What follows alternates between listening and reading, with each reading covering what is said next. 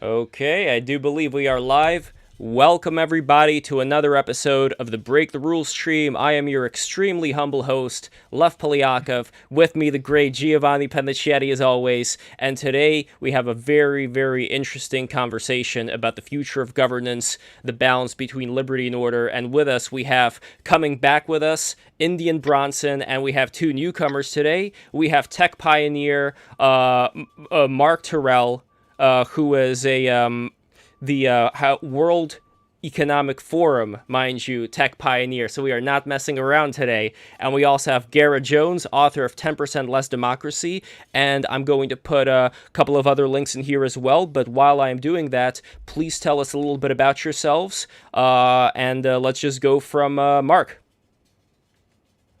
Hi, greetings everybody. Thank you very much for inviting me and thanks for joining all today. Mark, I was born in Canada. My parents come from South Africa. I grew up in England. I've lived in Boston, Los Angeles, San Francisco, Paris, the French Alps, and Amsterdam, and I currently live in Berlin. My background is technology, so I did my PhD while I was working at Intel, looking at crowdsourcing and collective intelligence. So that was my PhD thesis, but I was always more of an entrepreneur than an academic. So I turned my PhD thesis into a book and I sold 1,000 copies. I made twice as much money as my professor when I was 25. So I didn't finish my PhD. I created a company when I was 25 and I took its IPO in 2006. And that was a crowdsourcing company called Imaginatic. And I was doing a lot of cool innovation stuff. And I'm fascinated by the power of the crowds. How do you get people to do stuff or not do stuff? And that took me into the world of how do you spread ideas, behavior change. I wrote a book on scaling. Right now, I'm a professor at a business school called Hult International Business School. I've also recently been lecturing at ESMT in Berlin on innovation and entrepreneurship topics. I wrote a book on scaling. And the current work that I'm on has been around education. And the most recent thing, as it like really recent, is telemedicine. So how can we get out of this COVID catastrophe for those countries that aren't vaccinating at warp speed, proper warp speed? How do we manage to survive with doing COVID testing remotely using technology and the crowd? And yes, I see that. That looks like the first edition as well. Here we go. Thank you very much for supporting me. Very good. And guys, please buy his books. Mark is a brilliant guy. We met at Clubhouse at the Davos. And can you say a little bit about what Davos is, and also what your relationship with Davos was before that? Because I mentioned that you are a World Economic Forum tech pioneer. Yeah, so the World Economic Forum, for those of you who don't know, every year at Davos, sometimes, well, at least for the last 50 years, they have this shindig where 2,500 world leaders come. You have your Bill Gates. I'm not sure if Jerry Epstein was there, but I'm not sure. I don't think so. But you have all kinds of the great, the good, the Trumps of the world, and just like, and everybody just gathers together in this tiny little Swiss town for a week, and you're trapped, pretty much trapped. Well, so I was a formal member of the forum. I was invited there as a technology pioneer. This is the work that I did at Imaginatic and crowdsourcing.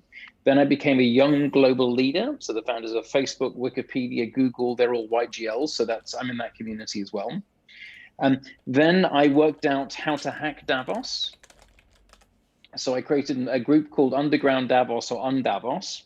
So now there are 4,000 plus people who, at least the last time Davos came, slept on floors, and we pretty much took over the conference. So right now, Davos as an environment has completely changed. It's much more diverse, it's much more real, it's much more relevant. And obviously the World Economic Forum hates it, so they try to be as mean to me as they possibly can. But I mean, I'm very pleased to say that this morning they canceled their August Singapore event because of COVID. So ha, ha, ha, ha, ha. But anyway, I'll look forward to going there in 2022 because all my friends are going. And I look forward to going there with you. Maybe you never know what's going to happen. And then, it might cost you $2 or $3 grand for a sleeping bag, but I mean, it's totally worth it. It's great fun. It's a very special place, and there are some amazing people there. So it's really, really good. Excellent. And also, I just want to highlight covessa.de. This is the latest thing that you are working on here. So before I bring Garrett in, I just wanted to ask you a little bit, what is this, just real quick? So at the moment, it's a company that is just leaving stealth. It's a telemedicine company doing remote COVID testing. So for those countries that aren't vaccinating super fast, one of the ways of controlling this pandemic is by doing rapid tests, sort of self-test kits, spit tests, and then whatever nasal tests. However, it turns out the kits themselves have got a number of problems about why normal people shouldn't use them and shouldn't trust them. However, if you're supervised by somebody remotely, so telemedicine, we can actually do remote supervision of potentially hundreds of thousands of tests every day to really know that, yes, you are negative or you are positive and what you should do about it. So it's a telemedicine platform that was only started 6-7 weeks ago, and we're just about to go live. Very interesting. So now let's bring it over to Garrett Jones. You have written 10% Less Democracy. Very fascinating book. I highly recommend everybody to get a copy of it.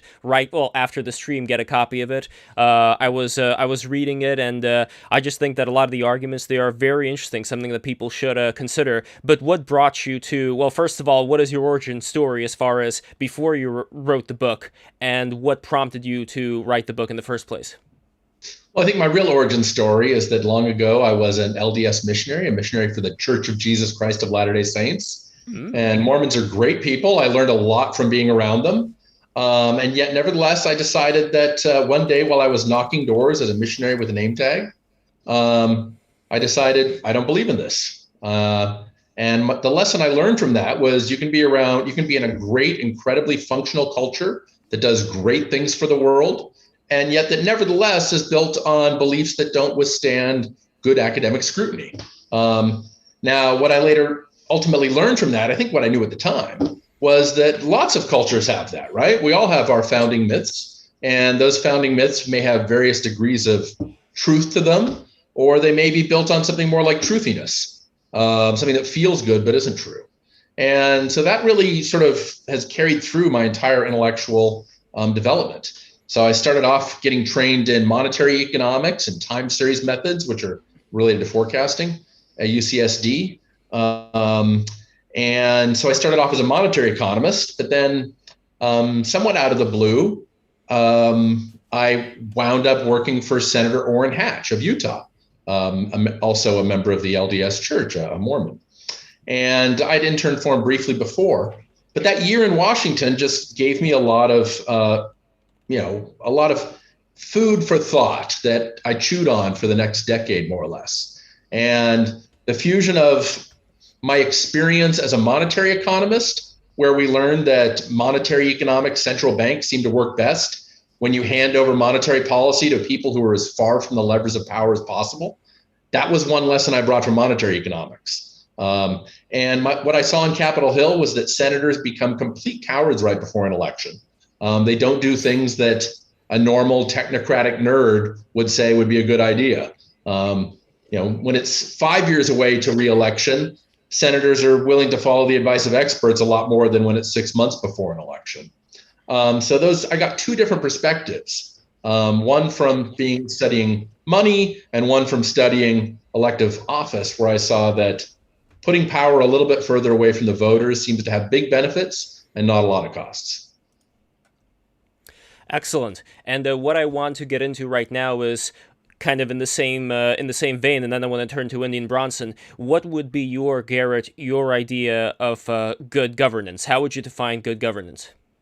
Well, I think something that helps encourage human flourishing, that brings out the best in human beings all around the world. A world where governance means people coming together and coming up with systems that help accomplish some goal or other. The goal that I prefer is broadly based human flourishing. And I think that most of the people that I like to converse with are interested in the same goal. But to me, governance means some system of rules, a mixture of written and unwritten rules that shape human actions. This overlaps a lot with what economists would call institutions, and it overlaps with what anthropologists would call culture. So there's this blurry line between institutions, culture, governance, and you can write books about the distinctions, but I'd rather just lump them all together and say, what can we learn about this pile of important stuff, about how humans can come together and collaborate successfully and with a minimum of conflict?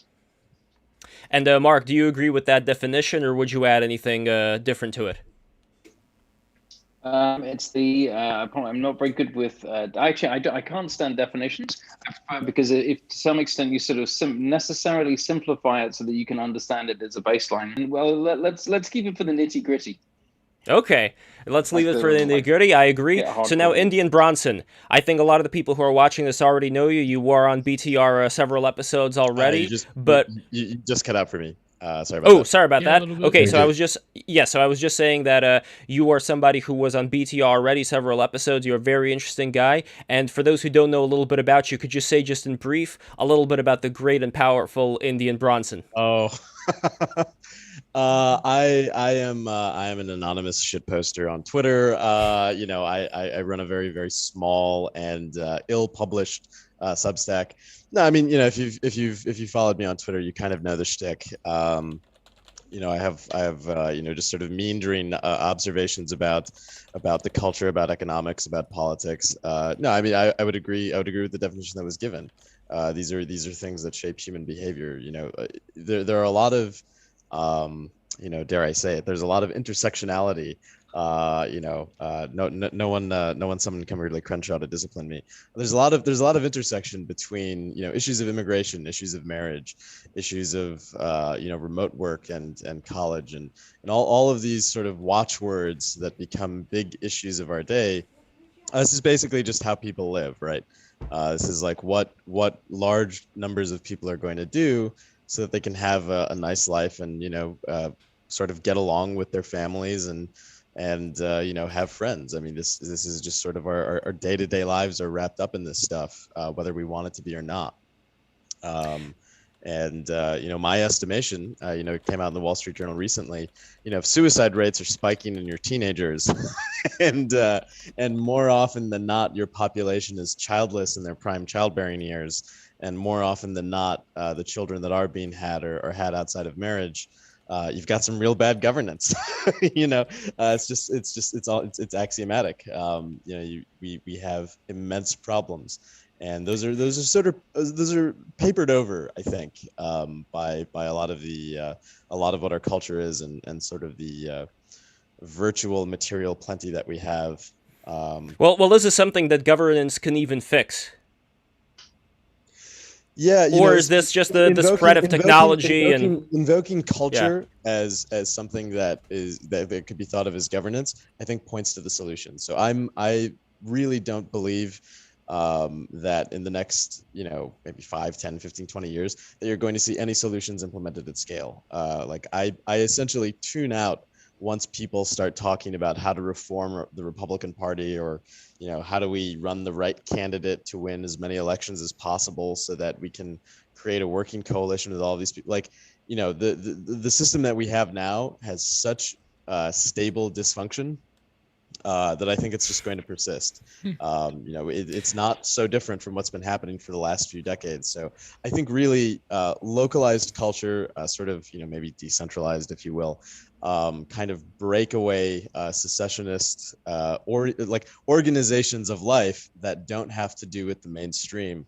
I think those communities and those peoples will see the greatest success. Mark and Garrett, do you guys agree with Indian Bronson's projection here? I'd say, no on the most important questions. The great forms of governance that we have today that make my electricity run and air conditioning work for probably 1 billion plus people on the planet, those kind of organizations of governance are not going to be created by small scale idiosyncratic innovators. They're going to be continued by these large behemoth corporations that have created these persistent, quite successful cultural institutions. And keeping those going is incredibly important, right? Maybe it's an obvious point. I should clarify. I don't mean like we need to reinvent water utilities. I mean sort of like the way individual life scripts work. That is kind of the cultural governance that I think has to be exited entirely from the mainstream. The electric company, your gas utilities, that's all kind of fine. It's whether or not your children are going to have children. That's the big problem. And that is stuff that, as Lev was asking, like, is this even stuff government can solve? Well, this is where I think the invocation of culture as a kind of governance is more important, because I think As a social technology, you mean? Yeah. There has to be essentially innovation around like new social technologies, new cultural forms, to sort of get out of the mainstream that we have, because it's not very good at guaranteeing those things.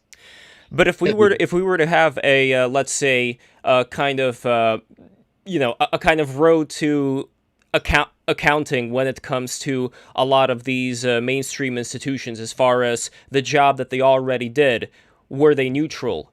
Did they aid or did they harm? As far as, I know I'm painting a real broad brush here, but would you say that there are certain institutional things that we've gotten used to that we could do in a different way that may have resulted in a lot of negative things, if we are talking about cultural influence here, inadvertently perhaps? Could you clarify the question? Like, is there governance in the past that done differently could have resulted in large harm? I would say, if done differently, would have resulted in the opposite of large harm. It would have resulted in a lot of prosperity. But if the way that, because you were pointing out right now, from what I got from you, a lot of things aren't really working as well as they could. So my question is, yeah. Yeah, I'll give you an answer, and we'll see if I've apprehended the question correctly. So an example I go to often is Reagan giving us no-fault divorce. This began in California, and it became sort of the rule everywhere, because as goes California, so the nation. I think it was basically a terrible decision. The grounds on which it was rationalized at the time are basically the same grounds on which people talk about it as a necessary tool of social law today. I think had the culture been a little bit different, and had policymakers exercised a little bit more wherewithal and rejected something like no-fault divorce, we wouldn't have seen exactly the extent of marital catastrophe, exactly the extent of the breakdown in gender relations that we do have today. Well, this is an interesting thing to bring up. I would love for Mark and Garrett to also respond to this. Would that be an example of something that Indian pointed out, that if the government would have been more informed of the repercussions, they would have done things differently? Do you see a negative effect from just like this one example that he brought up? Well, I think it demonstrates, do you believe in democracy as a concept of the way that it's implemented or not? Because a government is formed of the people that typically elected it based on the election system. Now, you might decide you disagree with that, but there's a fundamental thing. It's like, if you have a representative democracy and there's more representatives of one side and another, and they want to do this, your system has allowed them to do that. Now, you could disagree with that, but that's fair enough. However, the thing is that they have a right to do these things. And if they've decided, I want to make marriage legal, I want to do blah, blah, blah, that's how representative democracy works. Now, if you don't like doing it, now this becomes a little bit of a challenge. And it's all very well saying, okay, the mainstream is bad and you should leave out of the mainstream. The mainstream is kind of where 70, 80% of the people live. And you're not going to get 70 or 80% of the people not being in the mainstream, because they will just be in a different mainstream. So right now, there's a lot of, let's say, sort of logical things that just don't make a lot of sense to me.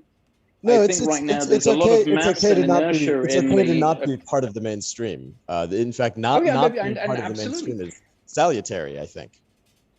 But Mark and Garrett, I'm not sure. I guess it depends which version of that outside of the mainstream you want to be at. You could be a religious terrorist, or you could be somebody that is just sort of wearing cool, funky clothes. Right? Yeah. Well, that's Indian. Look at his funky outfit. That's. I'm only wearing funky clothes. I'm exactly. No, but I think a good question would be, and this is more, of course, towards. Because I think eventually we're going to grill Mark on the Davos thing, but I think there's a question towards Professor Jones in that this issue of the legitimacy of government in terms of a civilization that has a responsibility to its people. And you said that there is a sense of human flourishing, so there's a sense of like the eudaimonia of a given populace. But I would ask, having read some of your book, having read a lot of your articles, what do you think is the basis of that obligation to the people from its government, and what ensures that? But also, what is the reason I asked this very simple question is because a lot of people, and some of the people that you talk about in your book, tend to feel on both the left and right, and let's face it, maybe there are the margins, but here in BTR we have people of the margins all the time, feel that their government is in some ways predatory, overcoded class upon the populace that doesn't really have not just the consent of the governed, even the consent of the governed, as Mark was pointing out. That is, to me, contentious as well in terms of the metric of ensuring that consent. But also, what would you say to the obligation that governments have, which historically, as we know, isn't always the case in terms of a quote-unquote democracy, but also the people that feel that our current political arrangement isn't really of the consent of the governed. And in fact, there's an autonomous political class that is over and above most people. Well, I mean, what you should ask is whether that autonomous political class is doing a better job than the masses would do for themselves. So I'm a non-utopian thinker, right? I'm at George Mason University. My late colleague Gordon Tullock helped invent the concept we call rent seeking, which is the idea that people just come to government to take stuff, right? And you know, Jim Buchanan wrote about government as Leviathan, this big organism that tries to maximize revenue for itself, right? So I'm not naive about what governments try to do. I mean, I live in Washington, D.C. I can see it all around me. I mean, all these nice restaurants around me aren't paid for by the massive productivity created by the people around me, right? It's some kind of predation. But at the same time, I have to ask, like, well, what's the alternative? I mean, if you think the elites are doing a terrible job running the country, wait until you meet the masses. So I'd like to know, like, kind of as someone who is sympathetic to absolutism, I totally agree with you. Yeah, you know, I'm sure all of us in our hearts are sure that our 5 favorite people on Twitter would do a better job running the government. I know they would, though. I know they would. The problem is, when you spin the lottery wheel, when you spin the roulette wheel to pick a new set of rulers, the chances of it landing on your 5 favorite friends on Twitter is basically zero. It's right? basically nil. It's nil. And this is sort of what I mean by, like, you know, we're not trying to reinvent the utility companies and you know, our electric providers. That would be a mistake. You know, like I've often said, like, if I could, I would just make Robert Gates dictator of America, and it would be fine. I actually don't think there aren't huge deficiencies. There are a few. There are a few commitments to unreality among our elites, but there aren't huge deficiencies among our elites. You know, actually, our infrastructure, our science is pretty okay. It's not perfect. There, you know, again, the infrastructure, that's debatable. There's huge well, problems. you know, the mathematics works, the physics works. By and large, the electrical grid is okay. It's not those aren't the questions on which I think we have elite failure. I think our questions of elite failure go a little bit more towards sort of the home and the culture and the family, and a little bit less towards something like, how do we make sure everyone has clean tap water when they turn on the tap? But isn't that the case that basically everybody around the world, when they get richer, just start having a lot fewer kids? I mean, this is pretty much an iron law. I mean, the fertility transition is pretty much a thing. So there's a notion that says, you know, if you industrialize as a society, you're going to have fewer children. However, you know, this isn't the case for Israel. Israel actually has above fertility replacement birth rates. And this isn't the case actually for a lot of localized populations of the very wealthy. Mormons have a positive fertility rate. Mormons have very, very large families. A lot of my friends have big families, yeah. Yeah, and in terms of human development, I would argue Mormons are probably the best off group at scale. You know, there aren't that many Indians in America by far. So, yeah, there's a degree to which having more wealth and frankly more female education. I spoke before about the intersection of certain controversial topics. You know, there's a degree to which that's true, but the mechanism is not so simple as more money, less kids. Because we're being dinks, you know, dual income, no kids, and our lifestyles are different. It's really that trying to comport ourselves into the life scripts and the economic viabilities that modern industrial economy demands, these get in the way of fertility. Calling it an industrial economy is itself a joke, right? We're talking about a service economy where there's people sitting in cubicles, right? It's not like people are working on machine lines and that's why they don't have time to raise kids. We don't even have an industrial economy with, we don't sit in cubicles like anymore either, apparently. We don't even have the cubicles, exactly. Yeah. So this is what I mean by elite failure. We've, it's not really that why isn't it mass failure? What's that? Why isn't it just mass failure? Why aren't you blaming the masses? Well, so it's not a mass failure, mostly because things of cultural determinativity, like these are not things actually that the masses even have a vote in. Even if isn't it sort of a classic spontaneous order thing that it bubbles up from something the masses create, or at least is approved by the masses? Well, that's a highly potential thesis of the Hayackian. I basically disagree that modern American culture is a result of what the masses wanted. I think essentially we're trapped in a constant propaganda machine. We have, if you were to go back to 1940, in the lives of some of those now living, and you were to show them something like "Wet Ass Pussy," a song by the entertainer Cardi B. I don't know what they would think. I don't know. They'd be like, "Why is this? Why is this?" Well, I think this speaks more not. I think this speaks more not exactly about the masses, you could say, as technology progresses, the lowest common denominator ends up having the most views. At the same time, though, we still have certain cultural institutions that maybe could have played a bigger role. If we are talking about like academia, and the media and all that, I don't know. No, I would disagree. I'm going to flip the script on this and say that the elites were in charge. The elites were effective gatekeepers in days of old long since, right? And those gatekeepers have weakened with the internet, and now people are getting what they want. Those are simplistic stories, but mine is more right. Totally. This is ignoring the American cultural history from the time of the Hays Code to the time of Tipper Gore. We did not have the people seeking out what they want. We had Hollywood studios, we had music executives, we had publishing houses pushing their own preferred cultural forms on an America that repeatedly rejected it. Things like the Hays Code, things like prior to the MPAA and laws in Hollywood against sexual depravity. These were things that people had their own version of elites try and resist. And eventually those things were removed. Those things were removed by a different set of elites. A different set of elites had very different ideas from the Kinsey Institute and other places. You're upset that the gatekeepers went away. The gatekeepers said, we don't want to be gatekeepers anymore. We're going to let people buy what they want. I think the problem. That's what you're upset about. What I'm saying is that there was intra-elite competition. Well, Hollywood was objectively better when us Catholics controlled it. That's not exactly. But no, I think that what Indian is trying to get at, maybe I wanted to get both you, Professor Jones, and Mark's opinion on this, is that the problem is the common assumption within liberal democracies is that we have a sort of seamless transition between the information economy and the information that people receive and their quote unquote free democratic choice. But not to go all like, Noam Chomsky or like, Mark Fisher capitalist realism on you, but there is sort of like these impersonal forces that dictate a sort of apparatuses of manufacturing consent within certain democratic populations that don't necessarily like force with a gun to their heads the masses to do certain things or to believe that certain things lead to flourishing.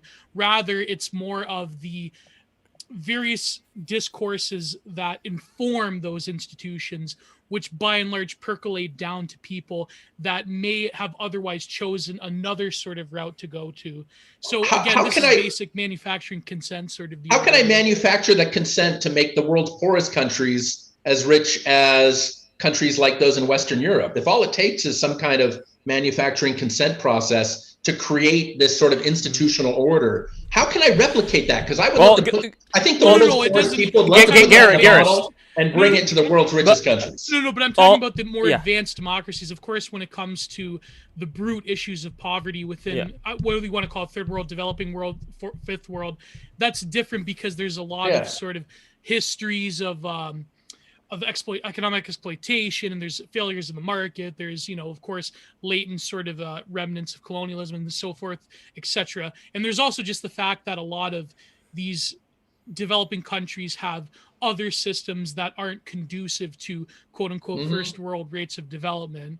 But but I was specifically referring to the voting, the consent of the governed within more advanced democracies. When it comes to those issues of people within developing countries, that is of course a huge other topic. And I get what you mean, because it's not easy to just like take a local population that's being controlled by a very corrupt political elite that benefits themselves over others and sort of take that and like work it around. I mean, some people that would take NGOs that try.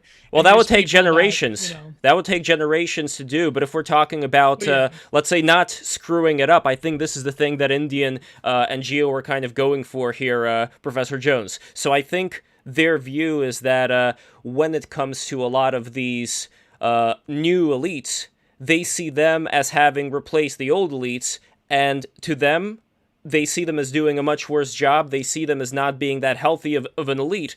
And what we try to do here at BTR is kind of audit the elite, if you will, kind of figure out, like, are they up to par? Maybe there's something that we don't see here that is actually the best of the worst possible things that could happen here, but maybe not. This is kind of like the grain, the diamond grain that I'm after for here. So how can we figure this out?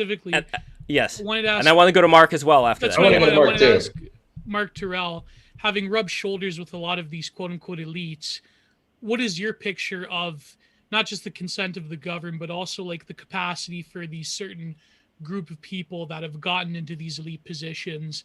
Do they truly have our interests in mind, or are they really, are they like worshipping Moloch at the Bohemian Grove, or what's going on? Moloch, mo problems, right? Yeah. Moloch, mo problems, exactly. Like from your estimation, Well, so first of all, I doubt that, let's say, I don't like this term elite, because I think we might be using the same term to mean completely different class groups and different people completely. So we're using the same term, and I think part of the reason for any disagreement will come purely because we're using the same word to mean a whole bunch of different stuff. Yes. Because a Hollywood elite is different from somebody who's the president of your country. Sometimes they could be kind of the same person. Occasionally on the same time. Or maybe the future governor of Texas, who knows what's going to happen. So that's one. And what I think is interesting, having gone to Davos since 2008 was my first year, it's that by and large, many of these people are relatively horrible humans. But partially, in order to be in that area, you have to, relatively, there are really few actually nice people. One of the things that is interesting about Davos, though, as a venue, is that spouses are allowed to come. And I've been in places where normally there's a beating of that, I'm a big boss. And the wife would be like kicking him in the shin, saying, "Be nice to him. His wife bakes cakes." So Davos as this little sort of group is actually, it's a humanizing event for these people to be at. But many of them are not very human, but partially because even if they were human, they don't really have a place to be human. If you're meant to be, let's say, running a major country with 300 million people, having massive amounts of empathy for every single person is a certain type of leader. But not everybody is like that. And people that are that certain type of leader will not go through their party political structure to be in a political party that has a chance of being in a coalition. After all, the US is relatively unique and special in having a two-party system for so long. Right now, I mean, I'm living in Germany where there's 85 million people and nobody votes for their government. Not a single person votes for the government because they only have coalitions, which means that it doesn't matter who you vote for because you won't get what you voted for anyway. Yes. And that's really, really different. I mean, in Israel, it doesn't matter who you vote for because next year you'll have another election and Netanyahu will still be in charge. Where I come from, it doesn't matter because the guy whose last name is Trudeau is going to win. So it's... Yeah, no, and this is exactly why I say, like, you know, if a discussion, which, you know, I'm presuming it won't hear, you know, if a discussion, this often happens though when I speak to, you know, members of my former tribe, sort of normie American conservatives, Once they start talking about, well, look, man, 2024 is coming, 2028 is coming, and they're like, we just gotta, that's when I tune out, because it's like, look, we're talking about Desmond is amazing. We're talking about 80,000 opioid deaths. It's like you're not going to solve this through a process where actually a substantial portion of the electorate thinks you're Nazis. Or at least but you will. Why not? That's that's a complete misunderstanding and misreading and mischaracterization of democracy. It doesn't matter that 15% of people think you're Nazis if the other 65% have voted for you. It doesn't matter. Well, but here in terms of actually solving things, it doesn't matter. When you say that in Germany, right? People won't get what they vote for because of the coalition system. Even in the United States, I would argue most voters are not getting what it is that they vote for. If you were to take the suite of Trump voters in 2016 and you were to ask them, hey, what do you want in terms of less immigration or more immigration, they wouldn't have supplied you the answers of, well, actually, we want more immigration. We want more legal immigration that Trump eventually supplied. And they wouldn't have said that, let's put this whole wall thing on hold because we need to make a show of moving an embassy around in Israel. It's actually very rare. My father lived in Ohio. My father sadly died last year, but so my father voted for Trump, and he said the reason why he voted for Trump is that he was candidate 17 out of all of the Republicans, but he hated Hillary and he votes Republican. And he doesn't. I mean, it could have been a walrus. Yeah. He would have voted. That's all that's kind of left. Nothing whatsoever to do with the policies. And I think exactly what happens is that's that precisely. Those people that are deeply interested in things confound their specific interest in particular policies, and they somehow believe that normally the masses care, and they by and large don't. But I think that is what I'm saying. That is what I'm saying. But I think like with Trump, there's go ahead, Professor Jones. Go. Yeah, my colleague Alex Tabrock once pointed out that if you surveyed Apple customers and said, "What do you want from an iPhone?" they would say, "I want an enormous amount of power and features, and I want the cost to be zero." And you could say Apple customers are totally disappointed because they never get what they want. But when we look at the market test. When we look at the market test, people actually buy iPhones repeatedly. Sure, right? But actually, and similarly, people still like Trump. Trumpers still like Trump. Trump passed the market test. Sure, they still among the GOP elite, at least among the GOP mass. Well, I understand. No, a lot of the GOP elite I understand. hate him. If I may, go ahead. Gio, if I may. I understand this. This is often said. Oh well, Trump voters were asking for the moon. Repeatedly in polling, Americans have wanted less immigration. Repeatedly, Republican voters have wanted less immigration. Repeatedly, Republican leaders have failed to deliver that. That is not simply a failure of democracy. That is ultimately a political elite being uninterested in what their own voters want. This came. How do you know? How do you know? Cheap talk. How do I know? Cheap talk. I would like to finish my point. I would like to finish my point. I thought you Mormons were nice. If I may. Ultimately, yes, this did come to a head in voting for Donald Trump, and voters didn't get what they wanted. However, their preference for signaling their dislike of Hillary Clinton, their preference for rebuking a GOP that by and large, in terms of its political leadership, doesn't like Trump, of course that wouldn't go away. Why would that go away? To claim that those two are equal, to claim that somehow they would have to say we don't like Trump in order to say that they really actually wanted immigration. These are two separate things. The preference for signaling that Hillary is a huge bitch and the GOP sells itself out to the Chamber of Commerce over and over again does not go away, even if Trump fails to execute on the platform of immigration restriction. Well, I was going to say, Andy, and I think that the problem is with that equation is Trump is in some ways, and I know this is like a take that, people that don't understand theory, they talk about this. They talk about how Trump is this hyper real president, how he's like the first like post-truth president. In some ways, it's accurate in the sense that the media image of Trump in its via negativa with his voters in terms of them wanting to express a last middle finger that they can get to the establishment or whatever, the last sort of like owning the libs energy, that in some ways is a cultivation of a media dialectical image that doesn't maybe translate very well into the reality of hard policy. And so it's very complicated when it comes to a leader such as Trump, who has an experience being a showman to do that. But that being said, this is a good transition to a topic within Professor Jones's book when it comes to populism itself, whether it's Trump, whether it's the image of Bernie Sanders or Jeremy Corbyn. I remember one of the reviewers included Doug Ford, but unfortunately I say that Doug Ford has betrayed his populist bona fides here in Ontario. But I would say by and large, the way you're treating populism as sort of like a problem that needs to be stamped out by the elites. I don't know if that's an unfair characterization, but well, I would want to go into that, but also I don't want to. I think like the problem is the creation of populism itself in terms of like how they arise as spontaneous events. But sorry, Lev, go ahead.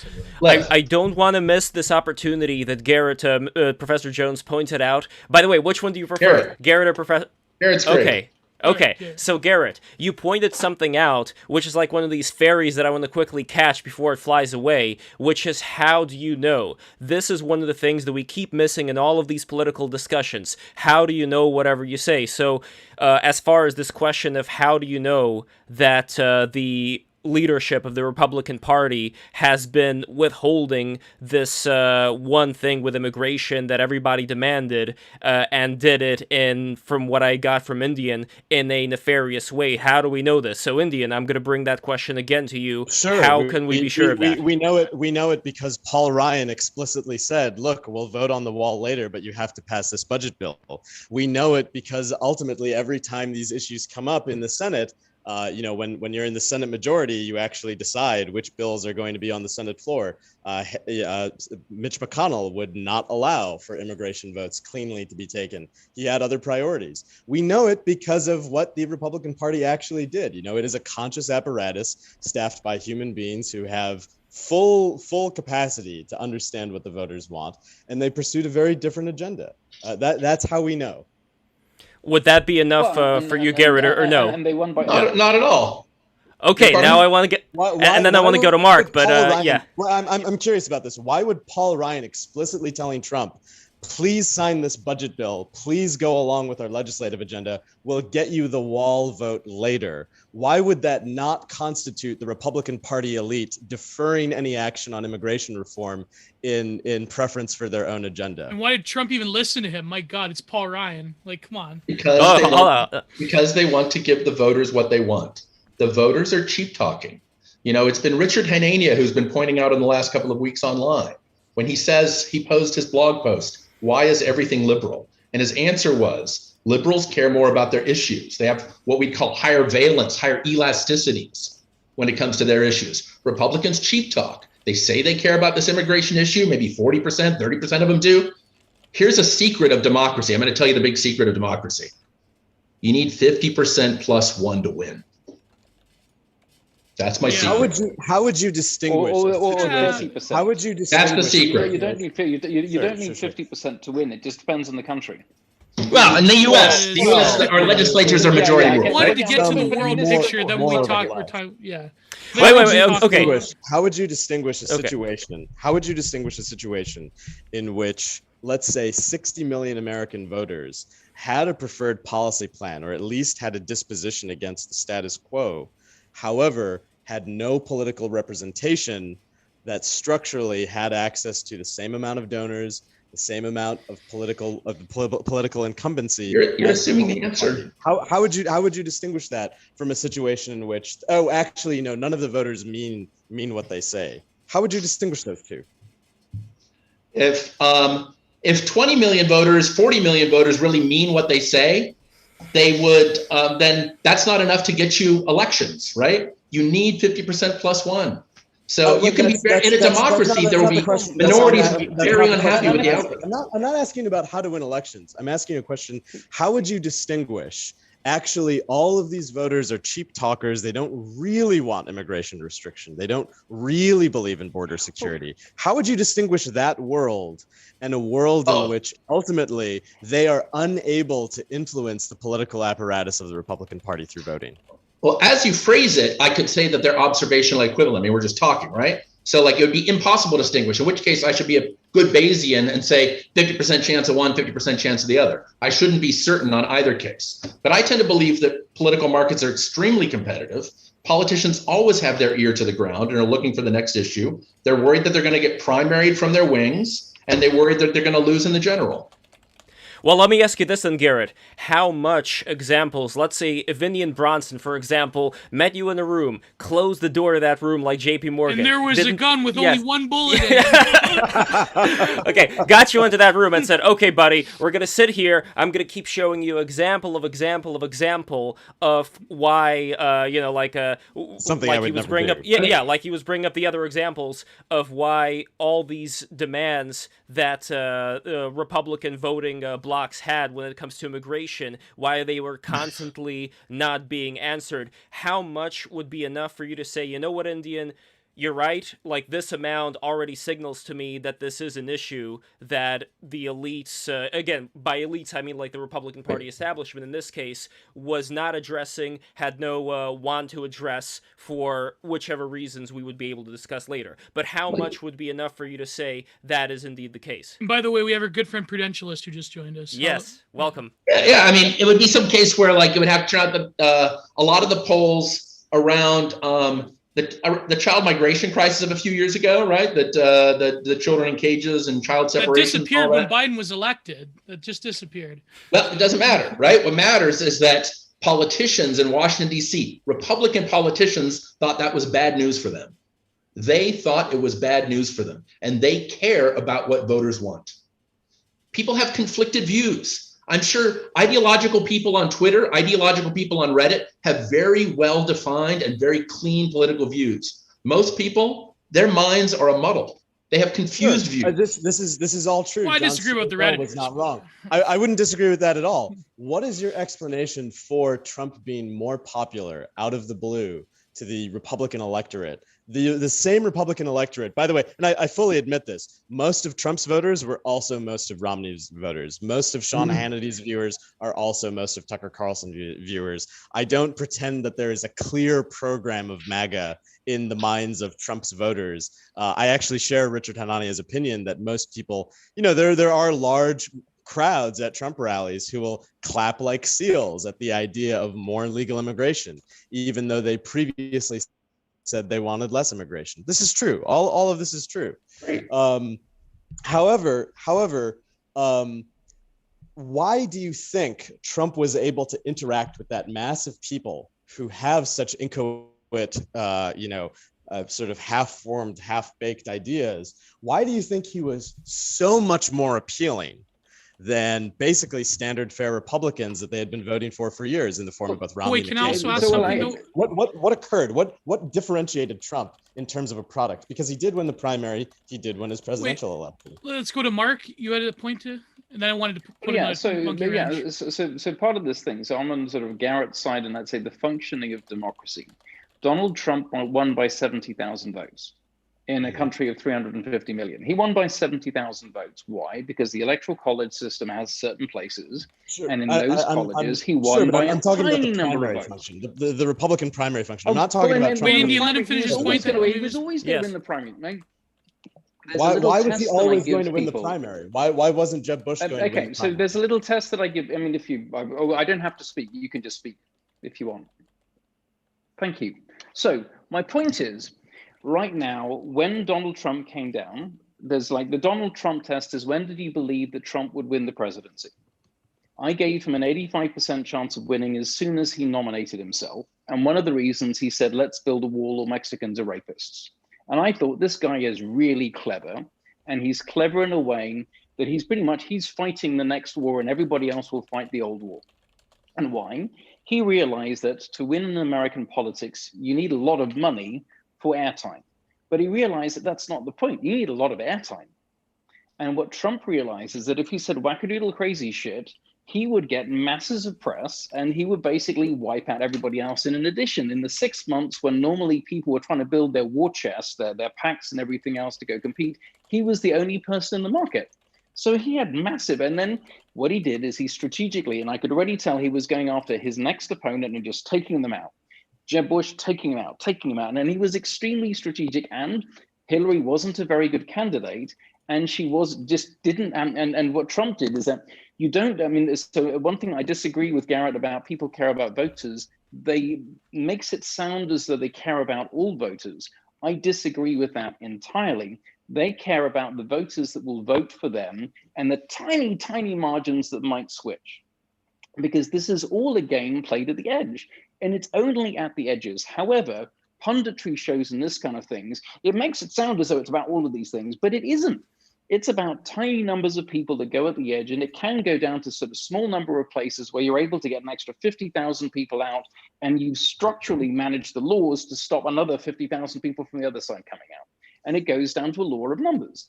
And you end up with these giant countries where the entire country is pretty much because 10,000 people decided to sleep in that day. And then because of this representative democracy structure, you end up having a kingdom in 4 or 5 years.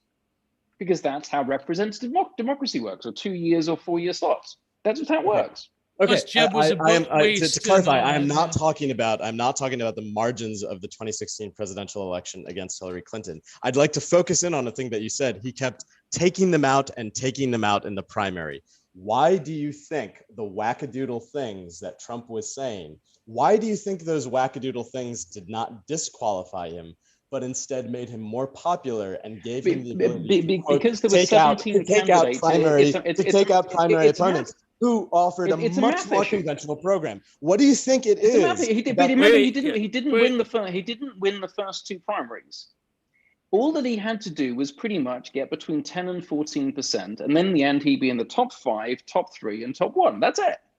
Okay, no, but we're missing. Again, you're evading this point, and I'm not going to let you evade this point. What do you think it is about his approach in contrasting himself with every other Republican primary candidate? What do you think it was that he communicated to voters that made him repeatedly a more appealing choice to finish in, as you said, the top 5? Or the top 3, or then finally win the primary.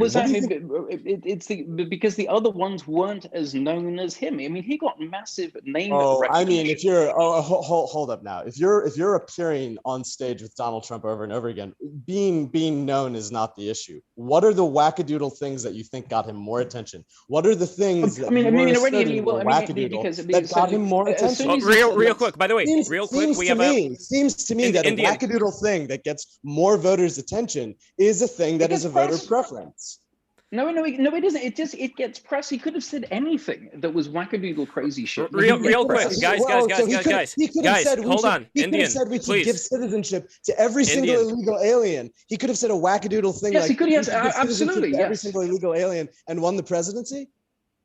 Yes. You think he would have won the Republican primary? The Republican primary was an easy thing. It was easy. I mean, a Republican was always going to win that election cycle because it's very rare for the same party to win. I'm not talking about and Hillary was I'm talking about the primary. You should do. You believe that he could have said any wackadoodle thing and won the primary? Wait, guys, calm down. What were you going to say, Love? We have a super chat from Super Iron Bob who says Trump never said that all the Mexicans were rapists. It's important to take care to disambiguate what was actually said versus what was reported. I mean, that is like a whole other thing as far as how a lot of these things get reported. And another comment he made... It's tight. It's very tight. No, but Mark, I think what Indian is getting at, and I don't want to put words in his mouth, is that... I could, if I may, I'd like to do my own composition. Okay. I'd like to get at what I'm getting at. The claim was made that, well, there's really nothing about Trump's actual platform. It was just a matter of voter familiarity, media intensity, and this structurally allowed Trump to, quote, take out and repeatedly take out primary contestants. And I'm telling you, the wackadoodle things, as you call them, the wackadoodle things that Trump was saying that made him more popular among primary voters, appealing to the voters' interests, fundamentally rested on a broad program of immigration restriction. If he had said something wackadoodle like give every illegal alien citizenship, he would have not won the primary. And this policy preference, as broad and as inchoate as it is, maybe summed up by the media as Mexicans are rapists, build a wall, that was real. And that was a fundamentally differentiating but between Indian, Trump I and think other primary candidates. I would disagree with you in the sense that I think what was real was sort of the impersonal sentiment that Trump represented against an ingrained political establishment during the Obama years that was largely left liberal or neoliberal, and Trump sort of but offered what are the consequences of a liberalism or a neoliberalism in the Obama years? The consequences there are many consequences. The consequences are I have a pen and a phone. The consequences are DACA. Those are the consequences. No, but also, but even the cultural issues of like going from like 2015, if you know the event I'm talking about, to like the election of Trump. There was sort of a current of populist sentiment that Trump was tapping into, of sort of people that talking about Gamergate? Immigration was a huge component of that populist sentiment. No, DACA, but if you remember, was not so long before the 2016 presidential election. But 2013 was actually the real start of it, when during a lot of that summer when Obama got what he wanted with the Supreme Court, in my opinion. But I wanted to get Garrett in again, but I would put a monkey wrench in this. We're talking about Trump a lot. Why do you think that Bernie Sanders on the left didn't get elected? Why do you think the Democrats basically, in my opinion, stole it from Bernie? And like, why wasn't the Democrat voters, why weren't they woke like on democratic socialism, and they were ready for government to have a more active role, not just government, but also like a more, I would say, old school version of unionism and left democratic politics? He was very popular among people on Reddit. So why do you think that Bernie also got put through the political meat grinder? And how come Bernie didn't win? How come Bernie could have won, but he didn't win? That's another side of the coin. In 2008, two WashU professors, Washington University and St. Louis, prophesied our entire future. They wrote a great paper called The Transformation of the Republican and Democratic Party Coalitions in the U.S. I don't know if you're frozen out right now. I seem a little frozen right here. We can still hear you. We can still hear you. Yeah. Okay, good. So it was published in Perspectives on Politics, Transformation of the Republican and Democratic Party Coalitions in the U.S. Recommend looking at it. What they point out is that they said there was here's how they put it in their abstract. They said basically both parties are coalitions, right? You have to fit these parties in the U.S. system onto one-dimensional axis, right? That's what happens in two-party systems usually. But there are two big dimensions, economic and social. And what their prediction was in 2008 was that the parties would realign. Here's a quote. Over time, the decreasing significance of economic issues may cause the GOP to adopt policies that are analogous to those proposed by William Jennings Bryan in 1896 to become populist and anti-business. So in 2008, two professors predicted that the GOP might become populist and anti-business, that would be a natural resting point. By contrast, the GOP would become the Democrats would become increasingly pro-business social liberals. I think that's totally what's happened. Well, have you heard of woke capital? You've heard of woke capitalism. That's a natural resting point. This is an equilibrium. Rather than thinking in terms of conspiracies about elites pushing things down, we should think about equilibria, where the masses are searching for some way to put their preferences into a certain set of bundles. And that set of bundles is the Democratic Party cosmopolitan. I would agree. Indian and then Prudentials. We got to hear from the Prudentials as well. For interrupting the tail end of that sentence. I would agree with this, but what I would say is, what is it about big business? What is it that changed from the 1980s, let's say, when big business was sort of a synecdoche for Republican country club politics? What is it that changed about big business? What is it that changed about corporate values and how they're projected and how they're manifested? What is it that changed that lets us now talk about so-called woke capitalism? They realized they could play well with Democrats, and they didn't play well with Republicans. By the way, Garrett, people were pointing out. Hold on. People were pointing out in the chat that your audio is a little bit louder compared to everybody else's. I did not see that. Do you know if there's any way that you can lower down the? Dial? He may just have stronger lungs. This is perfect. I'll put this further away. This is perfectly licit and a totally acceptable thing. There's a paper. I've read that paper. There's one that I keep returning to. America's Electoral Future. This is by A.I. Brookings, and then I think CAP. A very, very set of strange bedfellows. And they took on these sort of political projections for, given the changing demographics of the United States, and I promise this is going somewhere. I'll link it back to the intersectionality point that I made. Given America's changing demographics, there was one scenario in which they envisioned the GOP could probably win for a time, and then would finally, it would peter out in terms of electoral success as the strategy didn't pay off, as older whites were dying in sort of the wrong states. It's scenario F, more GOP white support.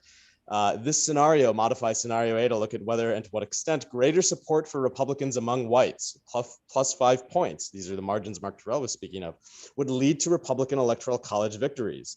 As noted in the 2016 projections above, this Republican best case yields a decisive Republican win in that election, as a number of states in the nation's Midwest, Northeast, and South that voted Democratic became Republican. What is it that animates more white GOP support? This is basically the central question. And what I don't accept is the idea that it is a completely incoherent, half-formed, populist is kind of a word to just say people I disagree with.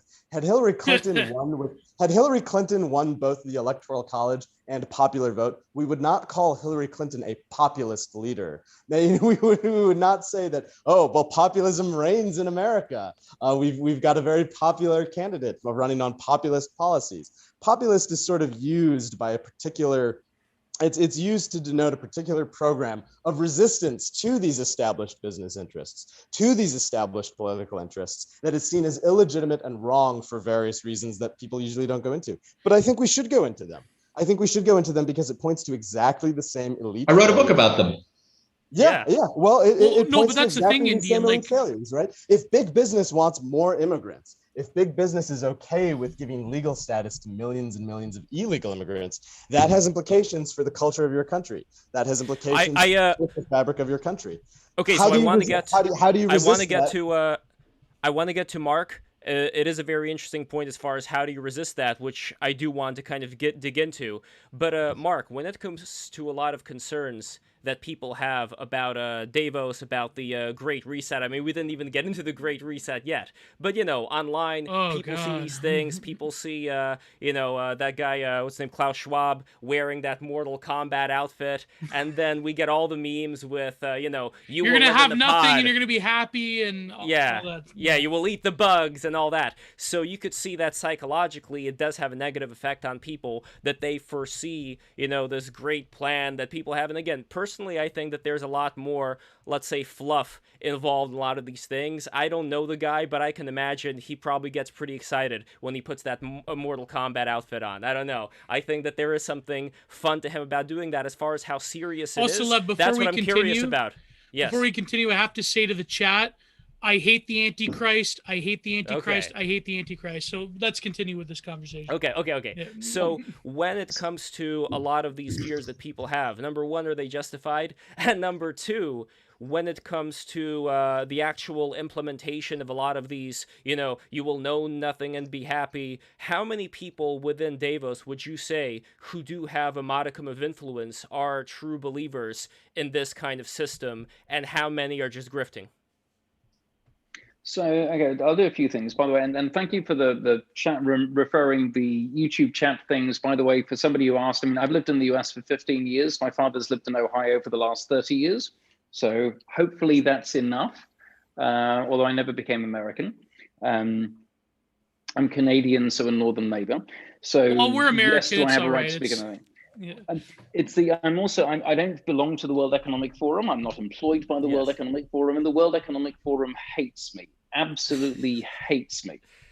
Yeah. And the reason you're our inside man. You're our inside man. Yeah, because I've been breaking them, because I have a plan to change. I have a 25-year plan to change the whole world for better, and I'm currently in year 13 of the plan. I've worked to bring down 3 dictatorships: Zimbabwe, Libya, and Syria. So I was a spy for you, and I've done some hardcore, actual stuff, not just blah blah. Talking about actual hardcore stuff. So what's interesting, let's say, going beyond, let's say, the talk and everything else, and let's say sort of working out how things go inside, the Davos community is So Davos is the place to do blue washing. I mean, there was woke capitalism and everything else was mentioned. And that's because they've realized that if I give the World Economic Forum $1 million a year, I don't have to spend $1 billion actually clearing up the waste that we produce.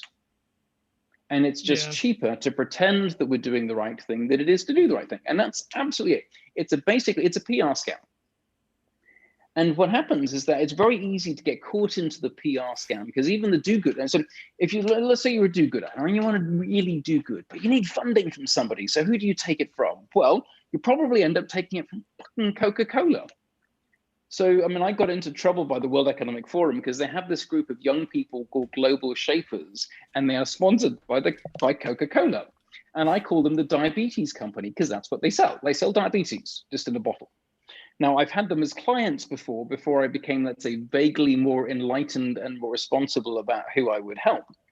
But what happens then is that there's this whole cult community getting ahead type of thing, when a lot of this sort of, there is a desire to somewhat do good.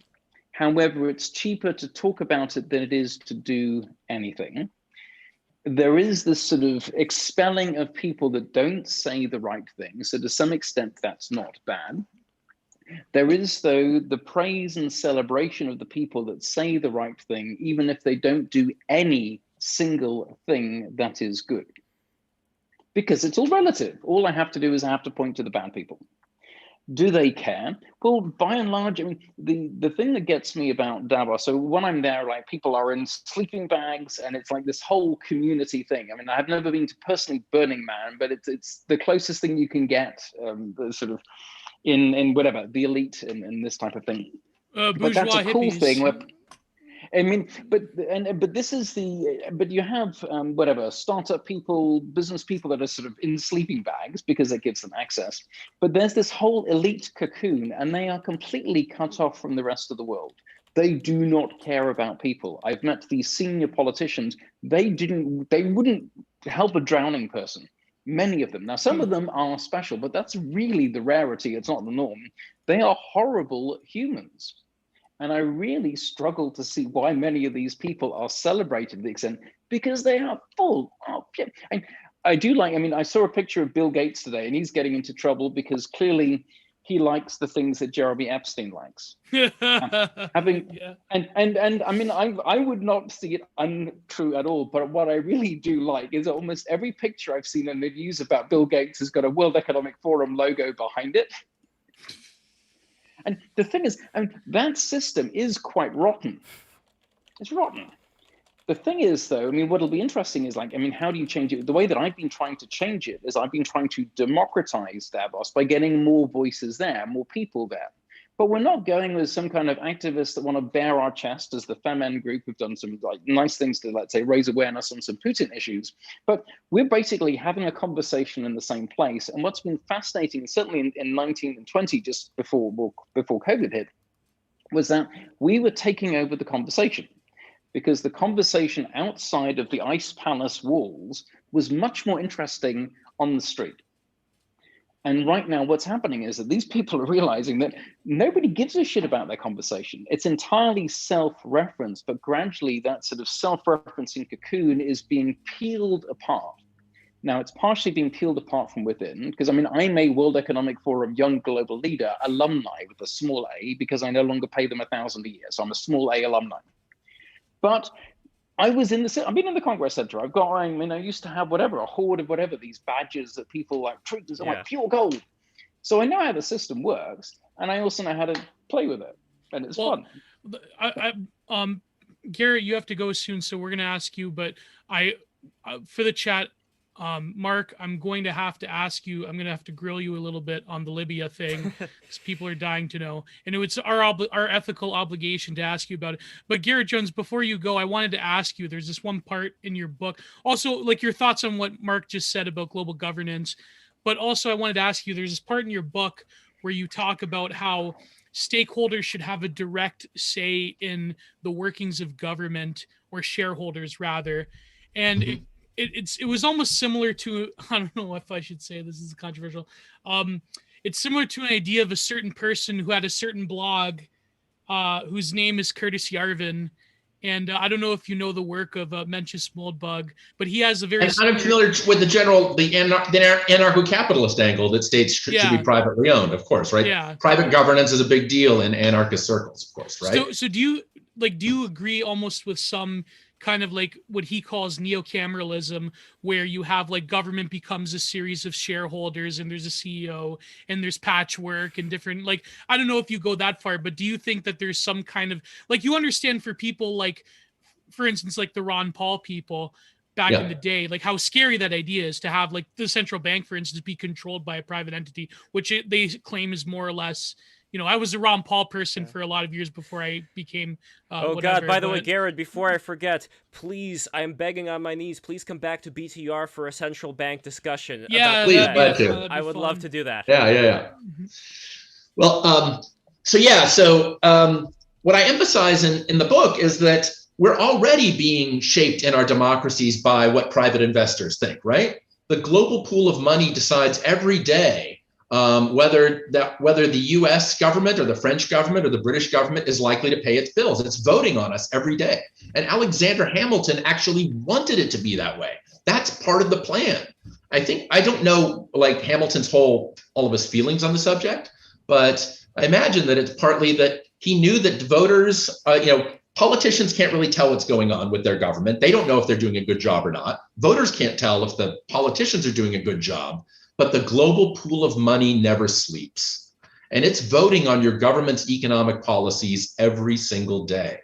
And so, if the US ever gets into a big financial crisis, a big debt crisis, like the Greeks did, the global pool of money is going to decide our economic policies, or at least it's going to have a big voice in that. And my story is, if they're going to have that voice at some point in the future, we should bring them in the door right now and have them shape government policy right now. Well, Garrett, here's the thing that really freaks me out a bit. When you're talking about this global pool of money, a certain pretty big portion of it, if I'm not mistaken, is from the Chinese. And the Chinese, even though you could say that, like some kind of a, like COVID-19, it doesn't want you to die. It wants to keep replicating inside of you. So when it comes to the Chinese government right now, I'm sure they don't want America to perish, but they wouldn't want America to be what it could be. So my question is, in terms of cultural influence here, in terms of influence of how our country works, the thing that people have been repeating often throughout this whole conversation comes down to, we don't want there to be like this permanent underclass with people above it, kind of like with the Chinese government right now, with everybody being tracked, and people's fears is that money influence from the Chinese government is going to result in some of these policies slowly being implemented over time. But also I want to get the prudentialist to comment, because he's somewhat of an expert in this field, especially with the Hamiltonian thing. But, well, if that's what you're concerned about, like this is something I mentioned, right? Which is then only let Treasury bondholders have votes in U.S. government policy if they're from democracies or if they're U.S. Treasury holders, right? Yeah. U.S. entities that are holding these things. If that's what you're concerned about, right? But get their voice. That right now, it's some kind of voice, right? So what I suggest, just informally, is for every 10% in the nation's debt to GDP ratio, just give the Treasury bondholders one senator. So for the U.S. right now, they get like 10 seats in the Senate. So a voice, not a veto. And these are people with skin in the game. They're interested in the long run in the way that our politicians and certainly our voters aren't. And they're interested, they have at least some interest in making the nation more productive, because if the nation's more productive, it's more likely that these folks will get repaid. Again, if we ever get in a crisis, these folks are going to be shaping our government very heavily. And usually when the advice they give is pretty good from the point of view of what economists would suggest. So giving them a voice, not a veto, would probably give us it's a version of 10% less democracy that I think has high benefits and low costs. So I'm going to take off now, but thanks. But I thought it was till 6:30, unless I was mistaken. I just want to make sure the Prudentialist at least gets one little thing to say. No, you're good. Let him keep going. Let him keep going. Going. No, so I do think that I wonder where that's going. No, I do think the bondholders basically are an underappreciated voice in modern governance. It's so popular to talk about like the elected officials and to talk about corporate influence and to talk about the voters, but finance offices in every government, the Treasury Department in the United States, these folks are worried about keeping the global pool of money happy so you can finance your debt a lot more cheaply. State governments worry about it too. And it looks like the advice that they're giving is advice that we should be listening to. So I'm really grateful for you guys having me along, and glad to come back. And remember, have you back. Yeah, remember, we live in the greatest time in human history ever and one of the greatest places. And let's make sure whatever reforms we encourage, we don't wound the goose that lays the golden eggs. Thanks a lot. I couldn't agree more. Thank you so much, Garrett. And buy Garrett's book. I'm going to put it in the chat right now. Great talking with all of you. It was fantastic. Thank you. Absolutely. Take care, Garrett. So here we go. Here are all the links for Garrett Jones. Follow him on Twitter. Get his book right over here. So a prudentialist, what do you think of that? The general debate, and also I wanted to get back to Mark Turrell about certain things. So prudentialist, you are. I was listening to your Sunday talk where you were talking about this one particular economist who was in bed with the Frankfurt School, and you had some very interesting observations about the nature of political power and political economy. So. Well, we were talking about on my show. We were talking about AFK Orgnowski's power transition theory. Whose views are essential if you want to look at any sort of form of foreign policy or national relations in the realist school of thought. But no, I think the concern, about having a greater say with finance is that the nature of finance has changed from the traditional concept of statecraft and how state power is projected. You have seen in the last, I would say about the last 100 years especially, is that if you adhere to, say, James Burnham's idea of the managerial revolution, and if you haven't read any of his work, you should. But James Burnham, the managerial revolution, it's not that the proletariat takes over the capitalist class. The capitalist class is taken over by, the managerial, what we would call technocrats in these days. The fact, bourgeoisie is the fact that the form of capital that exists today, when we talk about woke capital, or we talk about it's no longer the greed is good of the 1980s, where there's sort of this yuppie nationalism of the United States. Gordon Gekko, tanned blonde women that had high rises. But that's gone. It has been replaced by a managerial, transnational, legalistic framework that has made it very difficult for you to govern with the format of a nation state. And the reason why I'm a little bit concerned about finance having a greater say is because if you follow, say, the views of, say, Samuel P. Huntington, who wrote Clash of Civilizations, you have blocks across the world that are based on these civilizational epistemologies of, political philosophy, political formulas that sort of govern how these societies operate and function. The fact that we're now working with sort of a global money pool that no longer has a specific allegiance to one state, a specific allegiance to one group of people, to me, it makes it a little bit concerning that sort of the modern way of governance, which is sort of this, globalized Westphalian tradition of, nation states, which we've been ignoring because, we'll take out sovereign dictators like, what happened in Libya, and we can get to that later. And so it raises some questions about, we have, like, democracy's got problems, and I can agree with him on that by all means. But I'm concerned about having a financial group or a financial interest that has no set allegiance start having a greater say in things. Well, I would love to get a Mark's response about that no allegiance situation. Like, how do we go about that? It would be. I'm quite curious and actually relatively shocked that you do not think that finance is controlling lots of politics already. I'm really it does. Genuinely quite like holy shit, like really you think that they don't? No, they do. It is, but the political parties thing. They do. I'm just saying it's a bit concerning. Well, it will have been done for centuries. That's just how it works. Kings got funded because people would lend them money to fight wars with people, and then they wouldn't pay them back, and then they go. So this type of the intersection of money and governments and political parties has been there for decades and centuries, and that's not. And so they already have representation. So it's why? Because then I buy senators, and it's not very difficult to buy people. It really is very, very cheap to buy people, particularly if they're desperate for money. It's very, very cheap. What's also, I think, interesting is that actually, if you look at how the money drops out, quite often it isn't even very many people that drop the money to make the difference.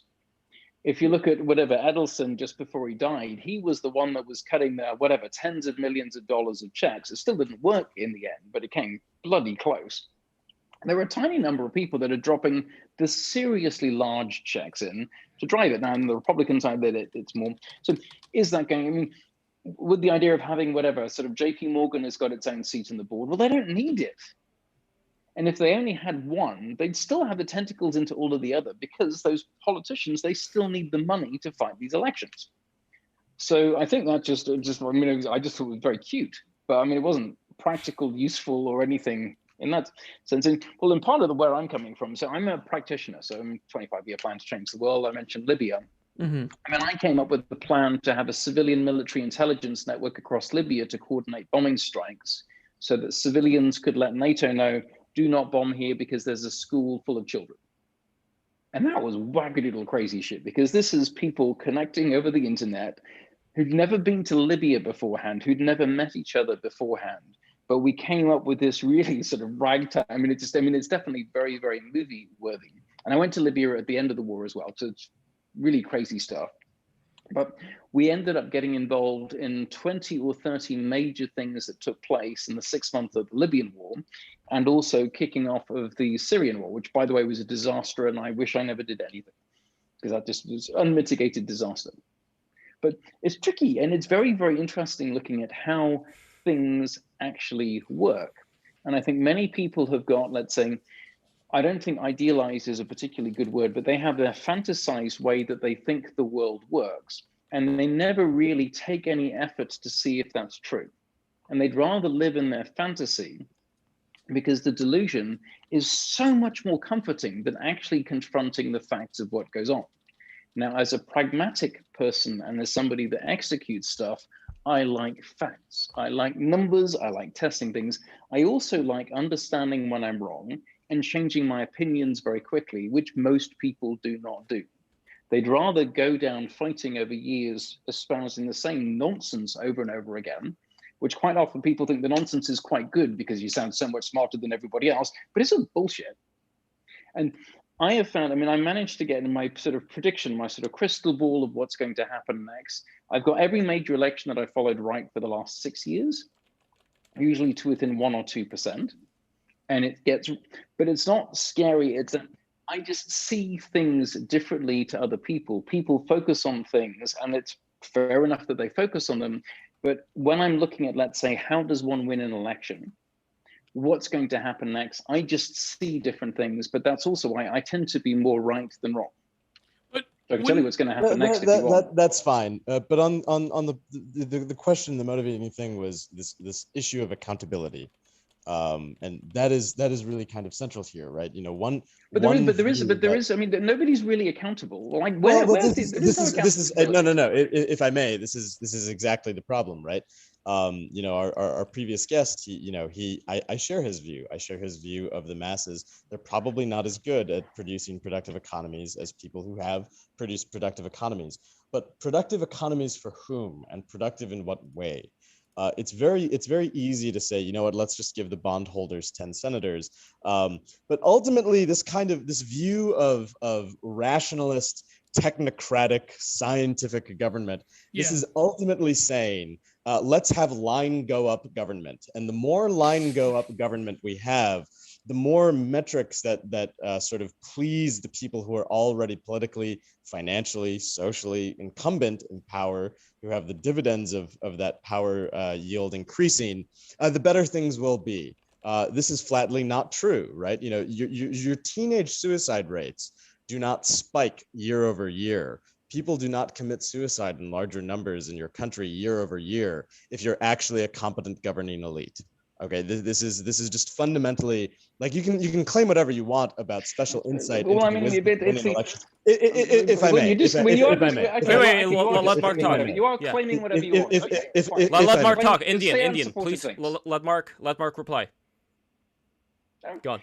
And you're just saying those like random shit. Like, This is not you're like, I random mean, shit. so if you look at, let's say, suicide rates, did the suicide rate go up or down in the last 12 months? Now, you probably, so it didn't, it went down. It's really, really bizarre. But so what happens then is that, and then you need to be quite specific about what you're doing. So you're making an argument, and then there's sort of edifices sort of built. I'd like to actually make the argument. Well, we can focus on a particular thing then. So let's choose one thing. I'd like to actually make the argument, if I may. And governance is an interesting thing. Do we mean governance of, let's say, the FDA allowing drugs to be sold? Because that's a governance structure.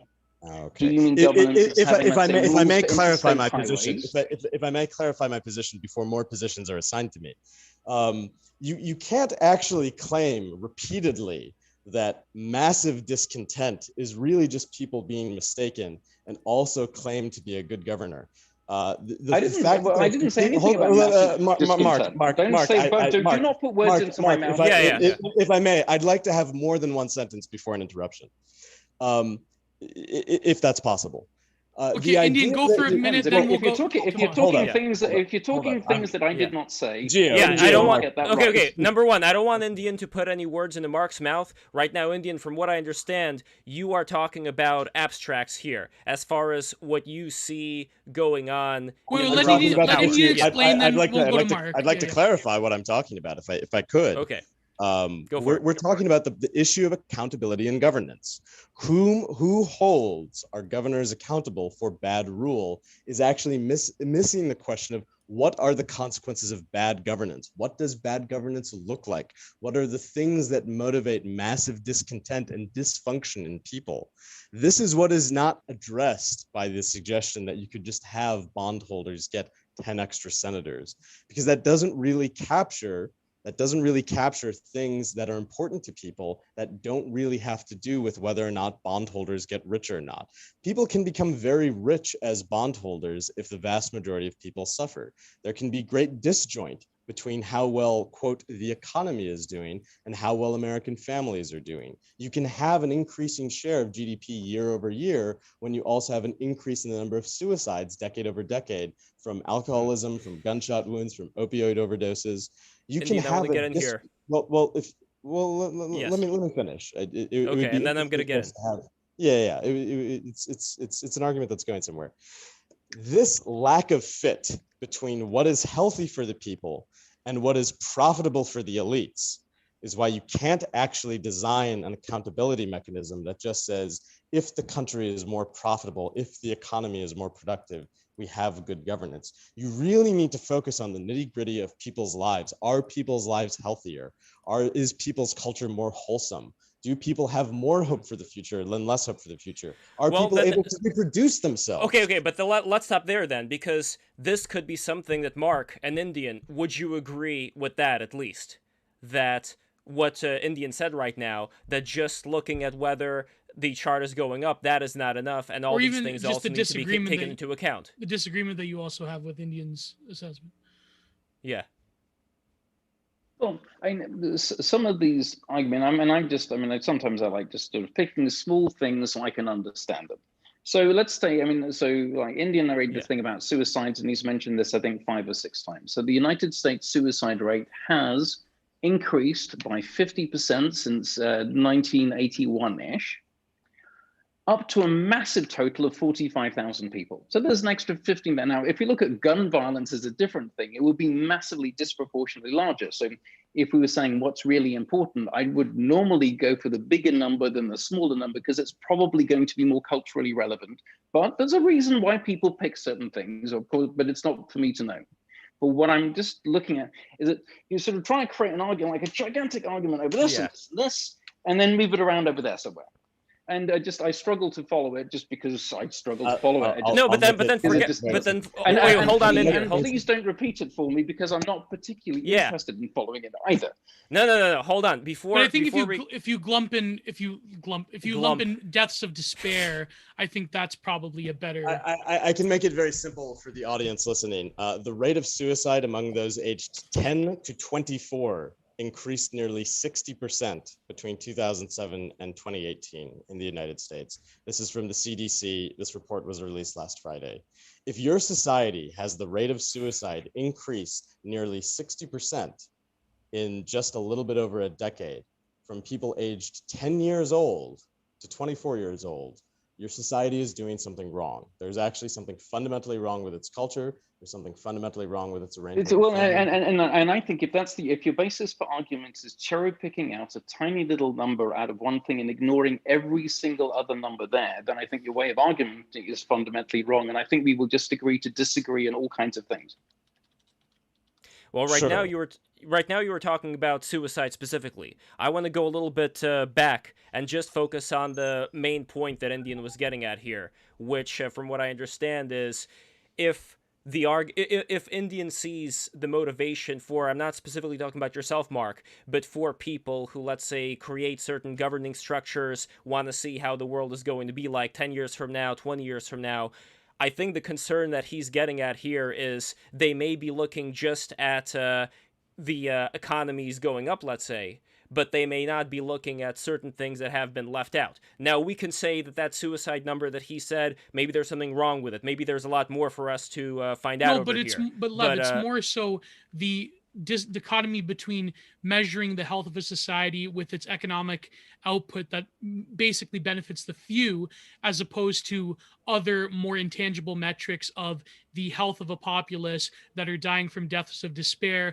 suicide, people that don't have an investment within the future, and so on and so forth. And of course, also I would mention the increasing disparity of wealth in a lot of most. Well, and then Super Iron Bob, who gave $5, he says the following: sometimes the things that are hard to measure are the ones that may truly matter. Once into a data-driven approach, it becomes easy to forget about data that was discarded because it was not measurable. So, Mark, I don't know what to do with that. I'm not an expert here, but I'm very curious, what can we do with that? Because this is a concern that multiple people are voicing. So how can we deal with this, let's say, data that cannot be measured? Well, if you look at that sort of data that cannot be measured, now one of the problems with that is that we have a society, a way of doing things where we kind of need to measure things.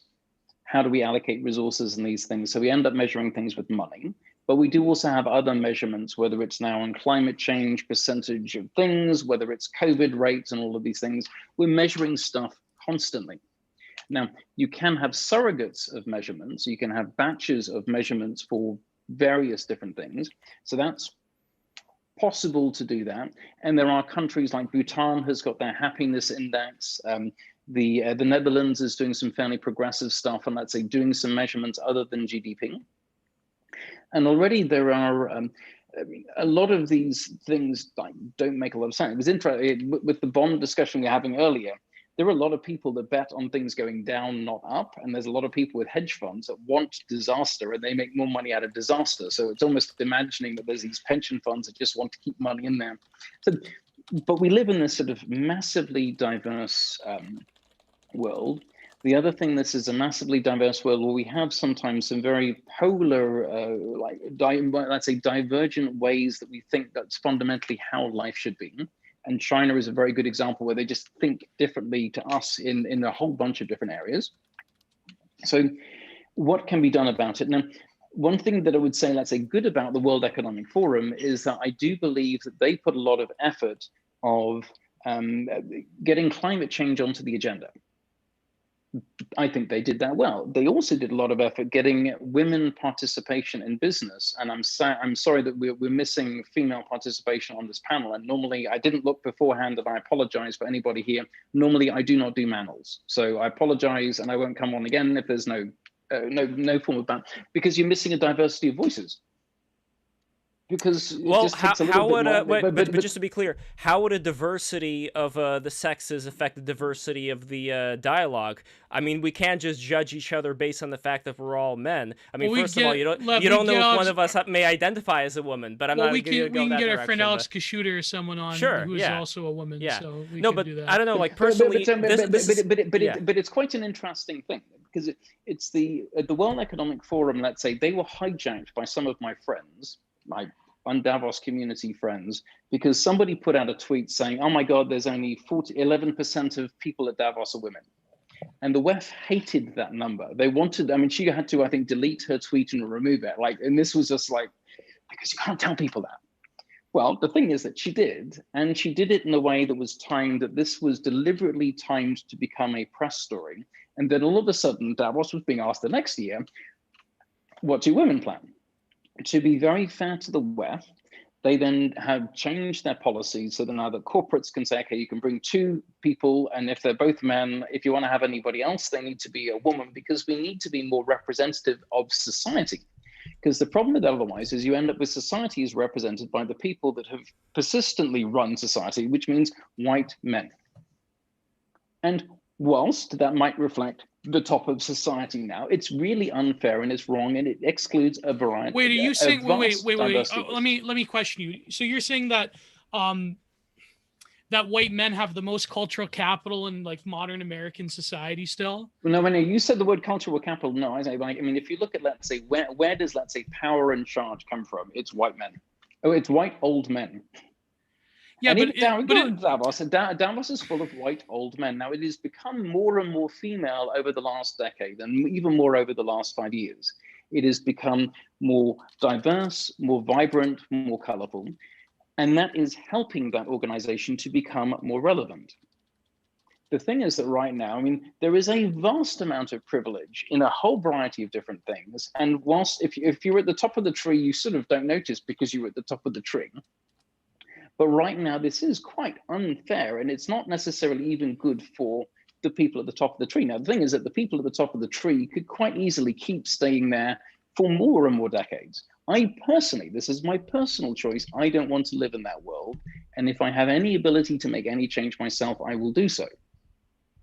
Well, first of all, I'm not as an Italian, I'm not a white man, but I'm curious what the Prudential thinks about this as well. Well, I wanted to get back to the Libya thing, but yes, Prudential's. But I would just point out that, to me, from my experience, it really kind of doesn't matter when it comes to the actual policies of things. For example, I mentioned cultural capital because the people that by and large institute policies that are specifically targeted against white men, they're largely white men themselves that have, from some other form of liberal politics, they don't feel the need to represent their interests. So I would just caution against viewing this sort of one-to-one comparison with a person's identity as opposed to their interests. But I get what you're saying. Yeah, I mean, it's usually we have women on usually almost every panel. But it is yeah, go Prudentialist, yeah.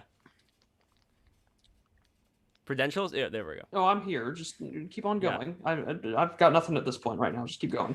No, okay, so here's what I'm kind of curious about, because I see this going on in various other industries when it comes to this organization has too much white men, this organization has yada, yada, yada. My concern here is that this goes against Martin Luther King's whole saying of you should judge people by the content of their character, and as a result, we get a lot of, let's say, startups of people who end up being grifters, who end up going in there just because they happen to have a certain color of skin, or they happen to be a woman, or whatever. And my biggest concern is that those people are not going to represent the wisest ideas. They're going to be there for the sake of being the naked emperor, and there is absolutely nothing at all, I mean, in my opinion, personally, that is risk-taking about somebody at Davos talking about how horrible all the white men are. I think that's the easiest thing in the world to say in any place, and I would be very bewildered if there was somebody who would say anything at Davos that would be contrary to that. Meaning, I think that people are very scared of saying what they actually think, and people have to play a certain game, and when they play this game, everybody thinks that, oh, this person must think this, I also have to act and think this way, and we live in a culture of fear as a result, and it's gripping us by the neck, it's choking the life out of us. I've seen this in New York City, I've seen this in the communities that are there right now, I've talked with people in private, they have had enough of this political correctness. That does not mean that we should not have an opportunity to have an open door for anybody, be they man, woman, whatever, from any place in the world, as long as what they have to say and what they have to contribute is of high quality. My fear is that people are cowards and they're not going to care about the high quality. They're going to throw the high quality out the window just so they have a naked emperor there. That's my concern. And so I'm a practical person. So there's this $1 million prize for the world's best teacher. So there's a foundation called the Varkey Foundation that set it up. It's been going for 6-7 years, and they've just picked out some remarkable teachers, like just phenomenal. Like you cry when you're reading their applications, and you have 20-30,000 people being nominated. So I designed the prize for the foundation. I did the work to work out how do you get people to apply and everything else. And one of the things that we put in place that gets things like started was we need to seriously think about, even if it's not a quota, for female representation in the top thing. And the reason why it's important was fascinating. What happens is that when males write their application forms to be the world's best teacher, they say, I am the world's best teacher. I am fantastic. I've done this and this and this, and I'm brilliant. I'm really good. Women write their applications the other way around. They, by and large, would say, I care about children. I have a daughter with special needs. My grandmother was a teacher. And oh, by the way, I've written 4 of the best-selling books on teaching. And what we found is that even women would naturally not pick better women candidates because of the way that men were writing their things. And it was by putting in this extra, basically, there's an instinct that we like has been very much baked into our behavior that we just, oh, let's go for that one. And yet, if you just thought about it for an extra minute, sometimes you go in a slightly different direction. And what I think is happening is that we're so programmed to this spontaneous level of thought to just go down this direction that many people, including those people that are currently, let's say, in positions of authority, it's not that they're being bad, it's just that they're being thoughtless. But where does it end? But that's my well, this is Lev. Come on, this is a tangent. I wanted to get back. No. But this is extremely important. Question. I know we're gonna go to Libya, but just real quickly, this is my honest concern, Mark. I understand what you're saying. It is important to be inclusive of women, but my concern is, at what point do we say we are equal? Because I don't see anybody giving a date or a number here. It just seems like you can dissect this in terms of intersectionality so many ways. Infinitely, can't you? Like, at what point would you ever say, okay, now we have enough of this column and that column? Will there ever be enough? I'll do another way around. In that case, I'm saying, okay, so please justify keeping things as they are for another 10 years. Please justify making things the way they are for the next 10 years. Please justify. I don't want that. I want to raise the bar. I want to make it harder for people. I want to make it harder for everybody to get to a certain level. So there are ways that have been proven to work. I mean, quotas for businesses has seemed to work in some of the countries that have implemented them, depending on the type of quota system they put in place. Quite often, there are incredible female candidates out, if we just talk about women, if you bother to look. And what tends to happen is that people don't want to look, so therefore they will then fight and fight and fight. And then if they do finally, I think it was Norway and the United Kingdom has now got more and more of this sort of name and shame, not just quotas, they're now seeing better boards coming out as a result. And then you get fundamentally better business performance.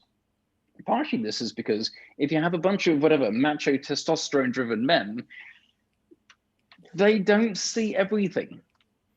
I'm sure that doesn't mean to say that just because 1 or 2 or 5 people on it have a different gender will change everything.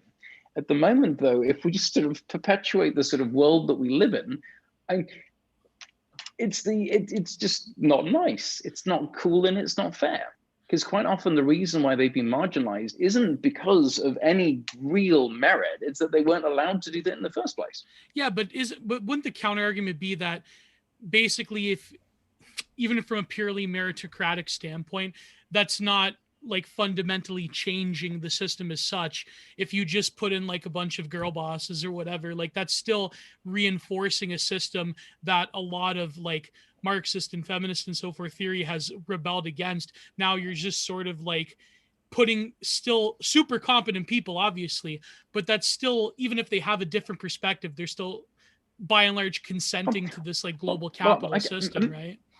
Maybe we haven't done that yet. So maybe if we were to do that, we could see if it works, but we haven't come even close to doing that.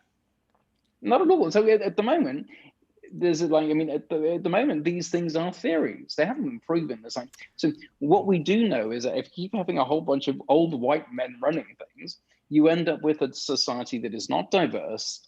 That I think you mentioned. Well, but why is diverse supposed to be a good thing, though? Why does the word diverse? Well, that's another why issue. Is that good? We'd be here 3 hours, Lev. Okay, no, but I'm curious. So it depends. Okay, so right now, so let's say that you like Navalny, and you were in Russia right now. Do you think that you would be popular, or do you think that you'd be at risk of being stuck in jail for 3 months if you're lucky? Risk if of you like stuck in Navalny jail. now in Russia.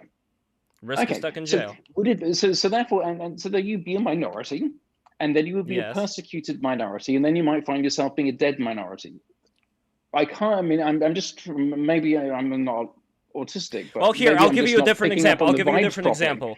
I'm If we're trying talking to about say that Russia. this is a good thing or a bad thing. Here, I'll give you a different example. The Russian Jews, the Jews who were living in Russia back during the imperial time, they had no problem with the actual you're test. A Russian. Hold on, no, yes, I'm a Russian Jew. My just parents clarify, were born in my parents were born in St. Petersburg, Russia. We emigrated to the United States. Thankfully, we don't want to go back there. But when our ancestors, let's say, wanted to apply to a university, they were not able to do so. The door was shut for any Russian Jew who wanted to apply, and you could say the same things about other cultures, nationalities in different parts of the world. But here's what the Jews didn't have a problem with. The Jews did not have a problem with actually doing the work, with actually solving the problems, doing the tests, all that. No problem whatsoever. But today we have a system in our country that makes it harder for kids, whether they're white or black or regardless, who are actually starting to excel at a certain subject from being able to take certain higher level tests or be able to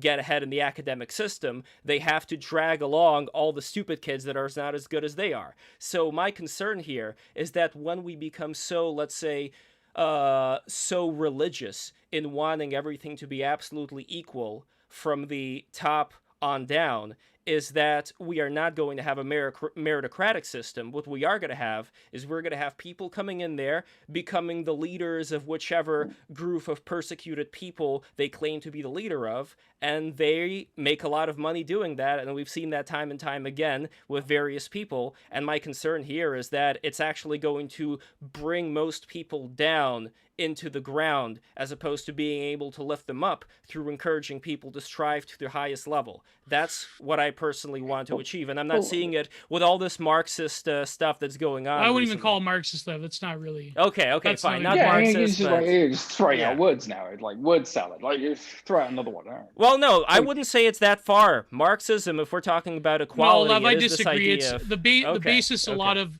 what we're seeing is rather like comes from the you could debate whether Marx came from the Enlightenment tradition as well, but Rousseau would be a better example. Yeah, Rousseau's a better fit. Yes, so I think that there are lots of secret fans of Rousseau, whether they know it or not, that have this idea of the world that's totally warped, in my opinion, and they are going to bring about the destruction of society through not lifting people up to a higher standard. I believe in everybody being able to equally apply to that high standard.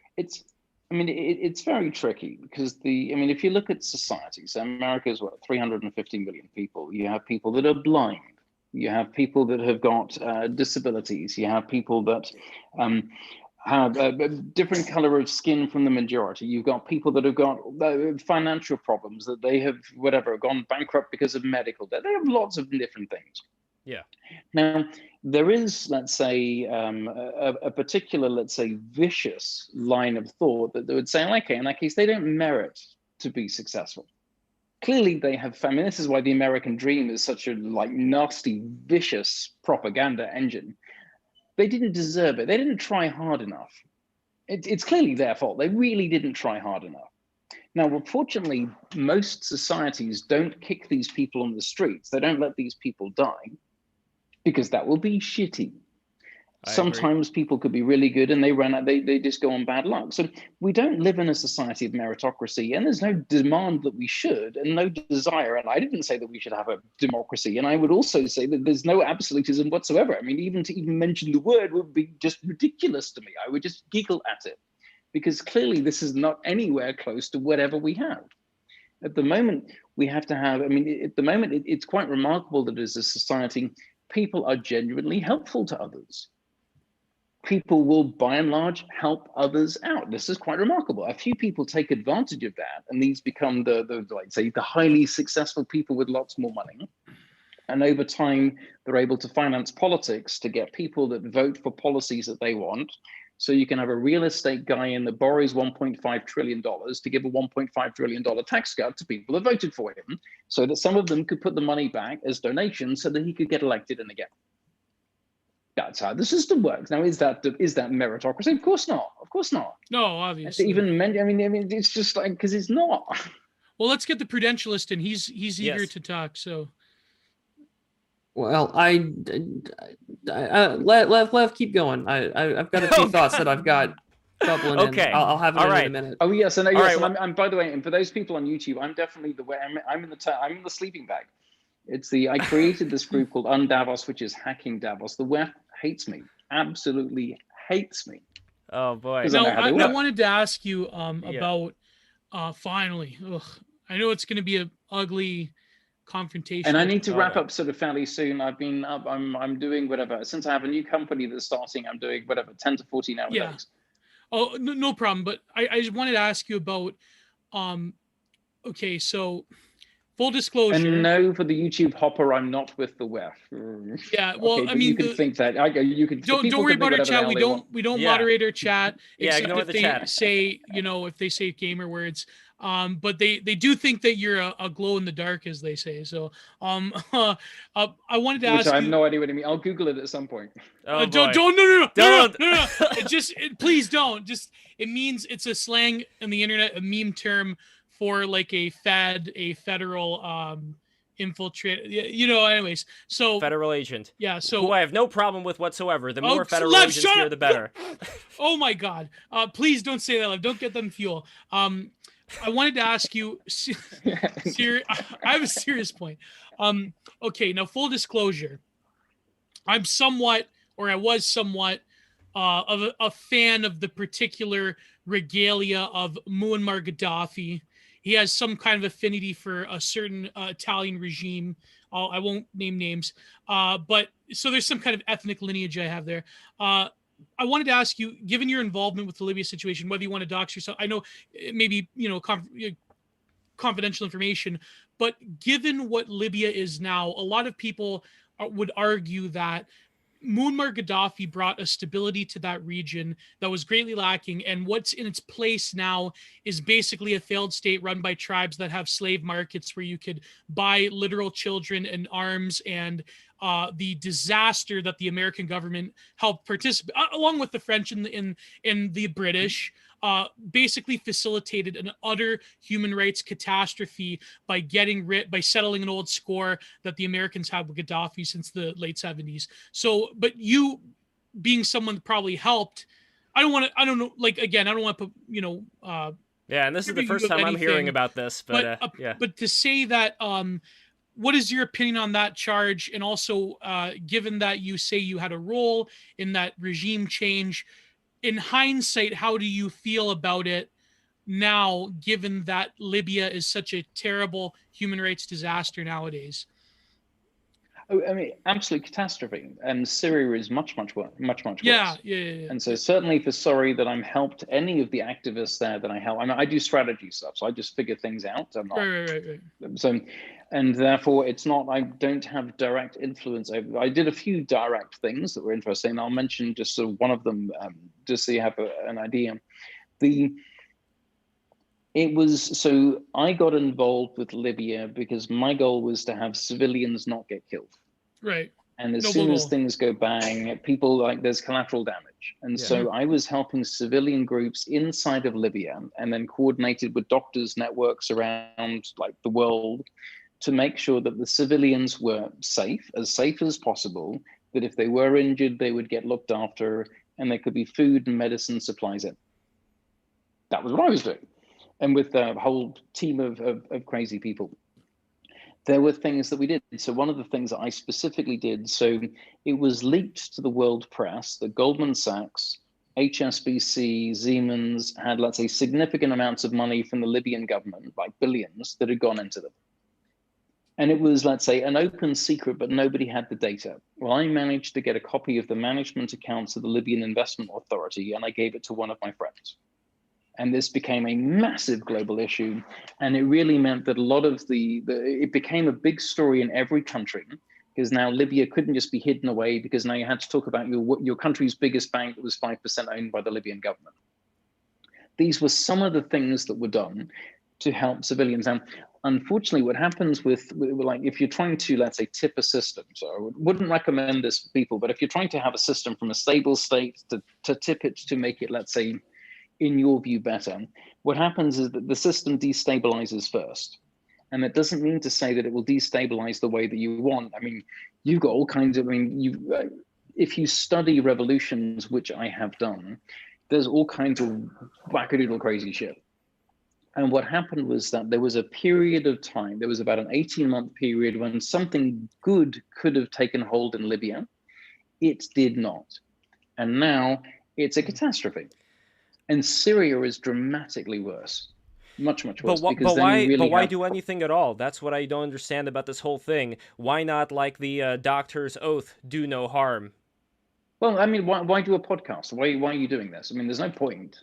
It's pointless. Why are you doing it? Well, I can give you this example. Well, we're not exactly toppling a regime. Well, no. Well, I can give you a good example. I can give you a good example. But why do people do anything?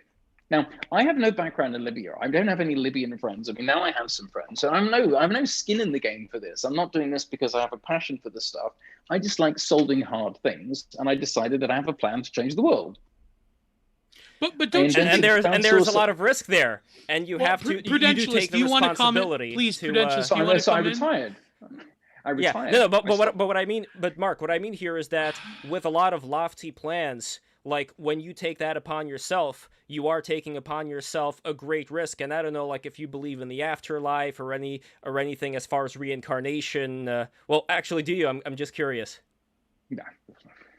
Okay, of course not. Okay, I do. But of course not. People can believe whatever they want. No, but Mark, I think the problem is that a lot of people feel uncomfortable with a sort of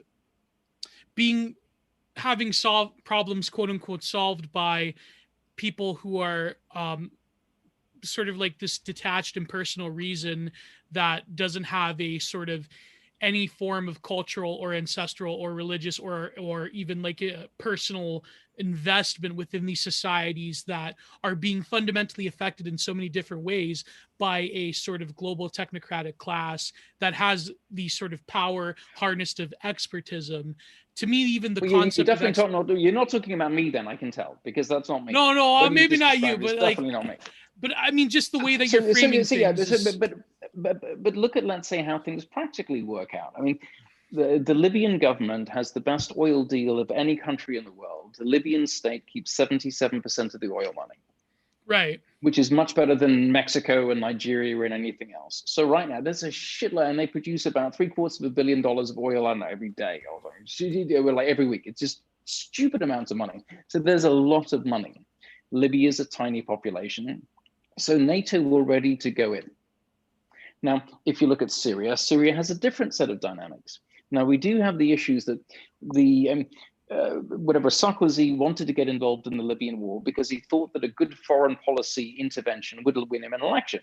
It turns out it was a terrible election strategy because foreign policy does not win elections, apart from in a very sort of exceptional circumstances. So he made a gambit to win an election.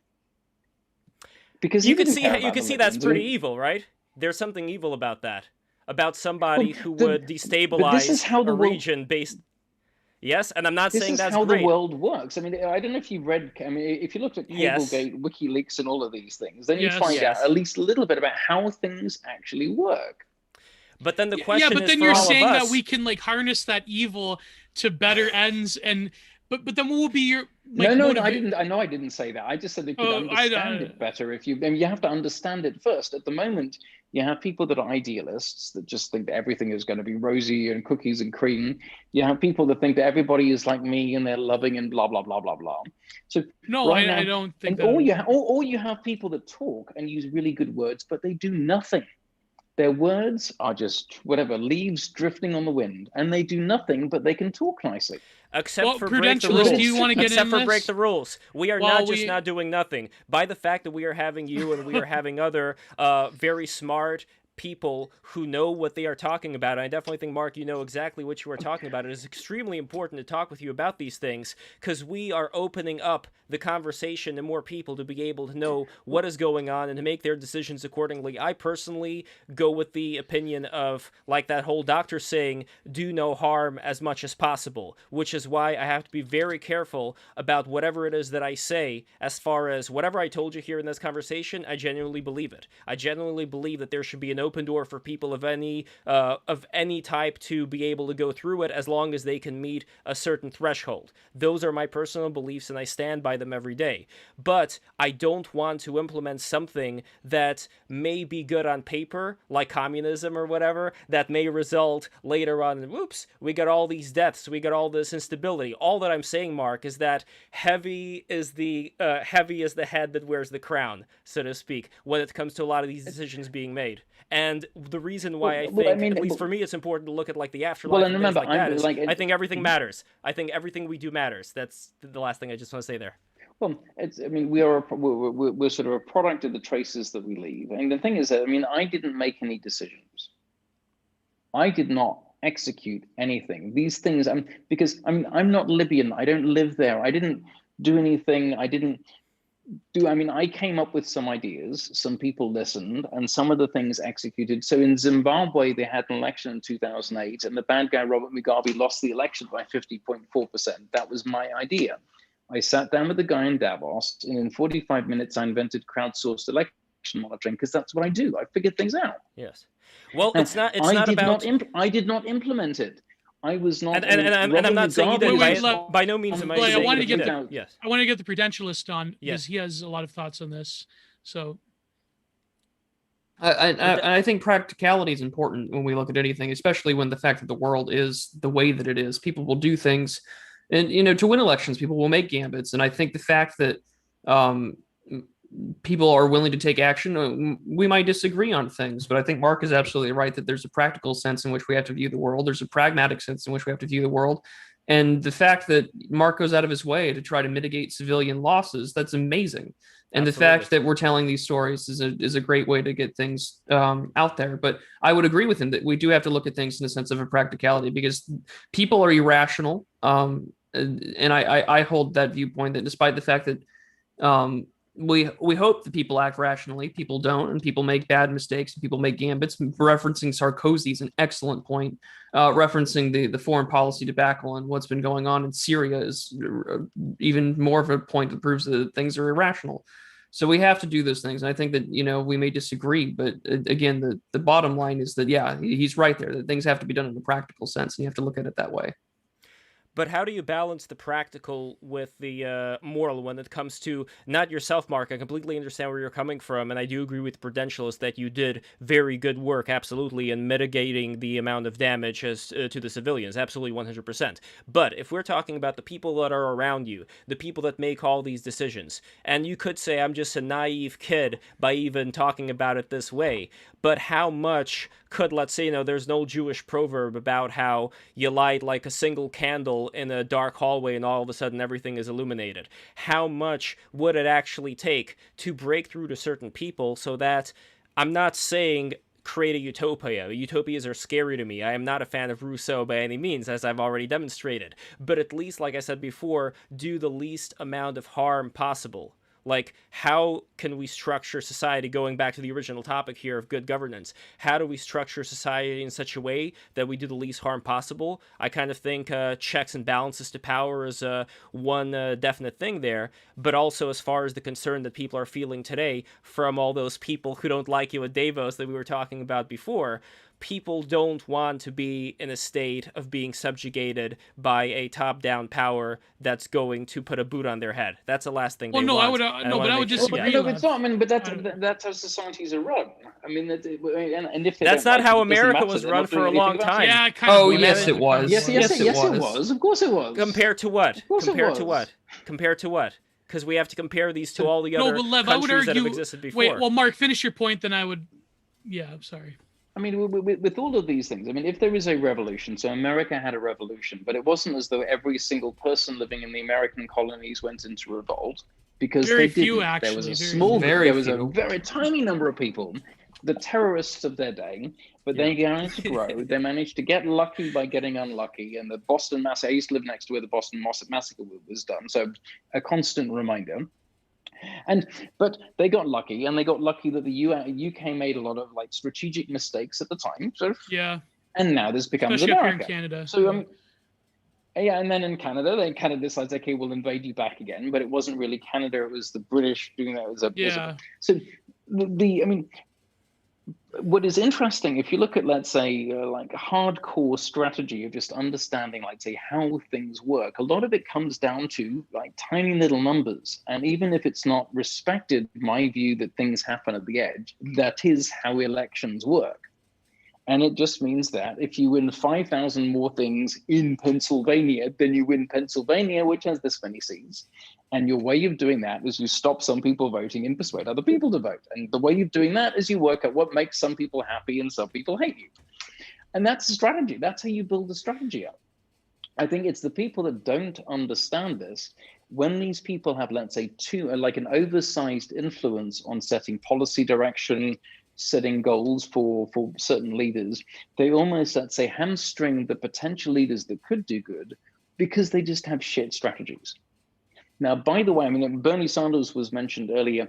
Bernie Sanders would have won. He would have beaten Trump, because there was this form of novel. I mean, like, America was kind of bored. They wanted somebody novel. They wanted somebody, and it didn't matter who it was. They would have voted. It didn't matter, because they were just kind of bored. Now, there would have been, Trump was absolutely guaranteed to get 4 more years. Absolutely. He was a 99.99% shoo-in up until COVID hit. And or up until they did some funny count. Never mind. I'm not going to mention his YouTube. So it was purely COVID, because he screwed that up. But even then, he only lost by 220,000 votes. Which, in a gigantic population, because it doesn't matter what people in California think, because they're going to vote Democrat. It doesn't matter what people in Texas think, because that's how your election process works. And there are strategists. I consider myself a strategist, and we know how things work. And other people don't have to think like us. That's fine. People can think, and they can pontificate. They can have their books. They can sell their T-shirts. They can do whatever the hell they like. It doesn't matter. What's more interesting for me is, are your strategies more likely to be right than wrong? And are your predictions over time more likely to be right than random?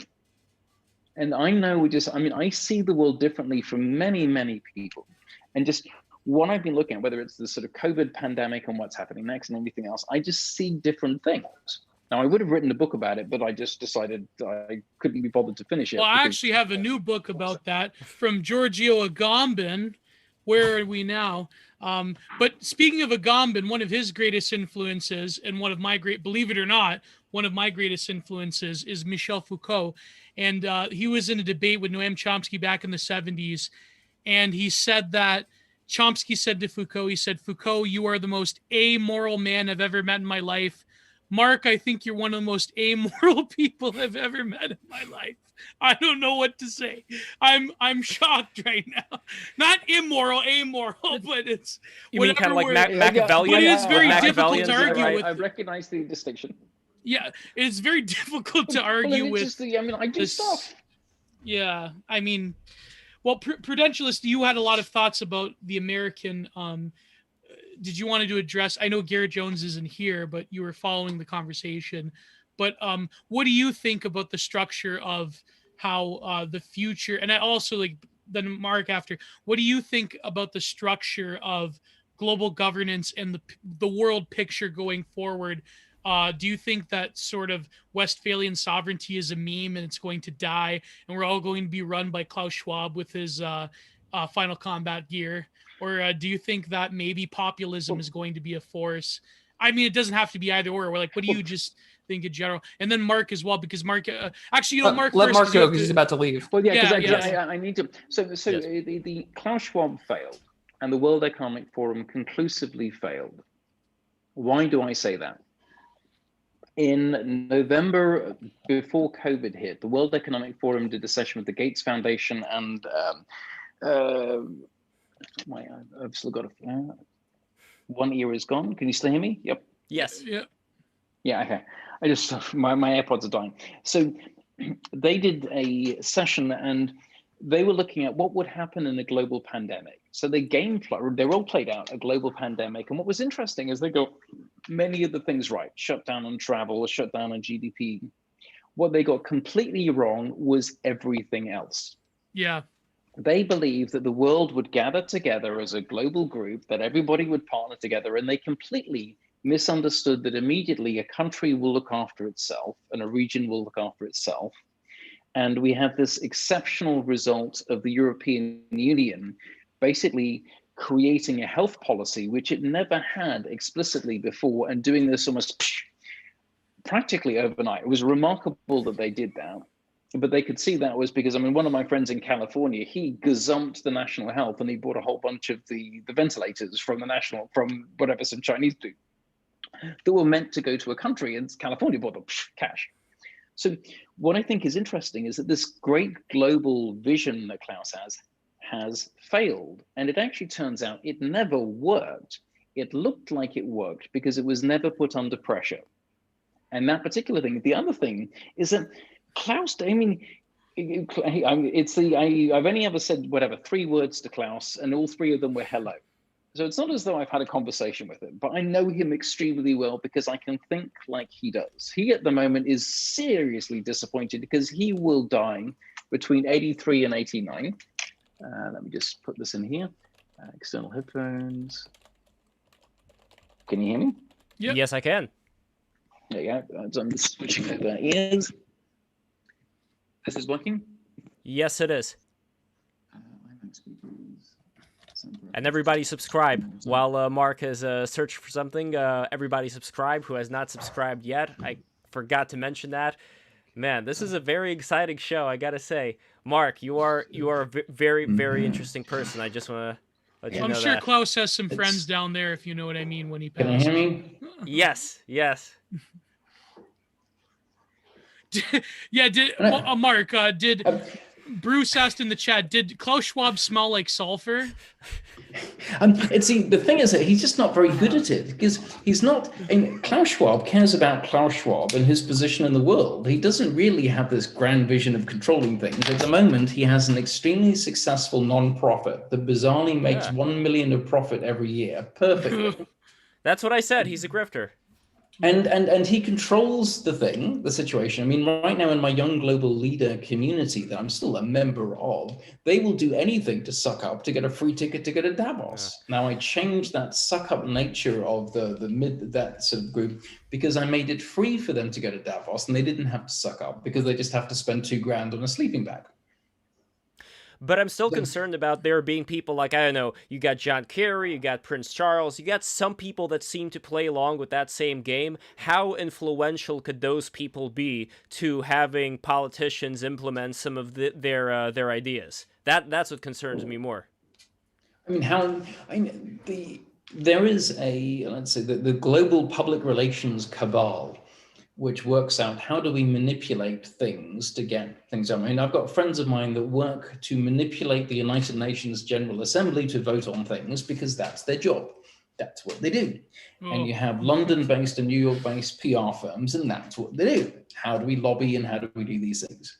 And you've got some people, quite a lot of them are lobbying for good, and lobbying for good is relatively easy to understand. Like, you can look good, we can get you a nice picture with Greta, and then people will buy your Nike shoes because they're part made with dolphin fins. Sorry, I meant to say plastic that weren't used to kill dolphins.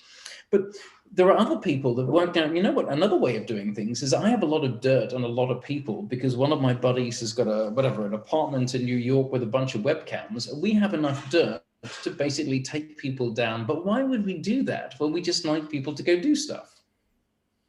Holy crap. And this is just the sort of... This is how to understand how the world works. And I think what people haven't quite understood in the press, and there's going to be a logic to it, is just how influential blackmail will be over people. Because if you knew that Matt Gaetz had got his 17-year-old rape sex thing, and if you knew that ahead of time, you got money, you got a chip in the game, you can do stuff with that. I think every globalist has probably dirt on them.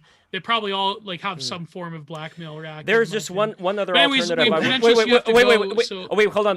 Before Mark goes, I just want to offer one little idea here, which I heard from the great Graham Hancock, which is this. So I understand, Mark, you are an atheist. Be that as it may, let's say, for example, you do end up going to a certain afterlife. And in that afterlife, somebody asks you, kind of like what you were asking me before, Mark, you had the wonderful chance to be born as a human being. You're so lucky. What did you do with this opportunity?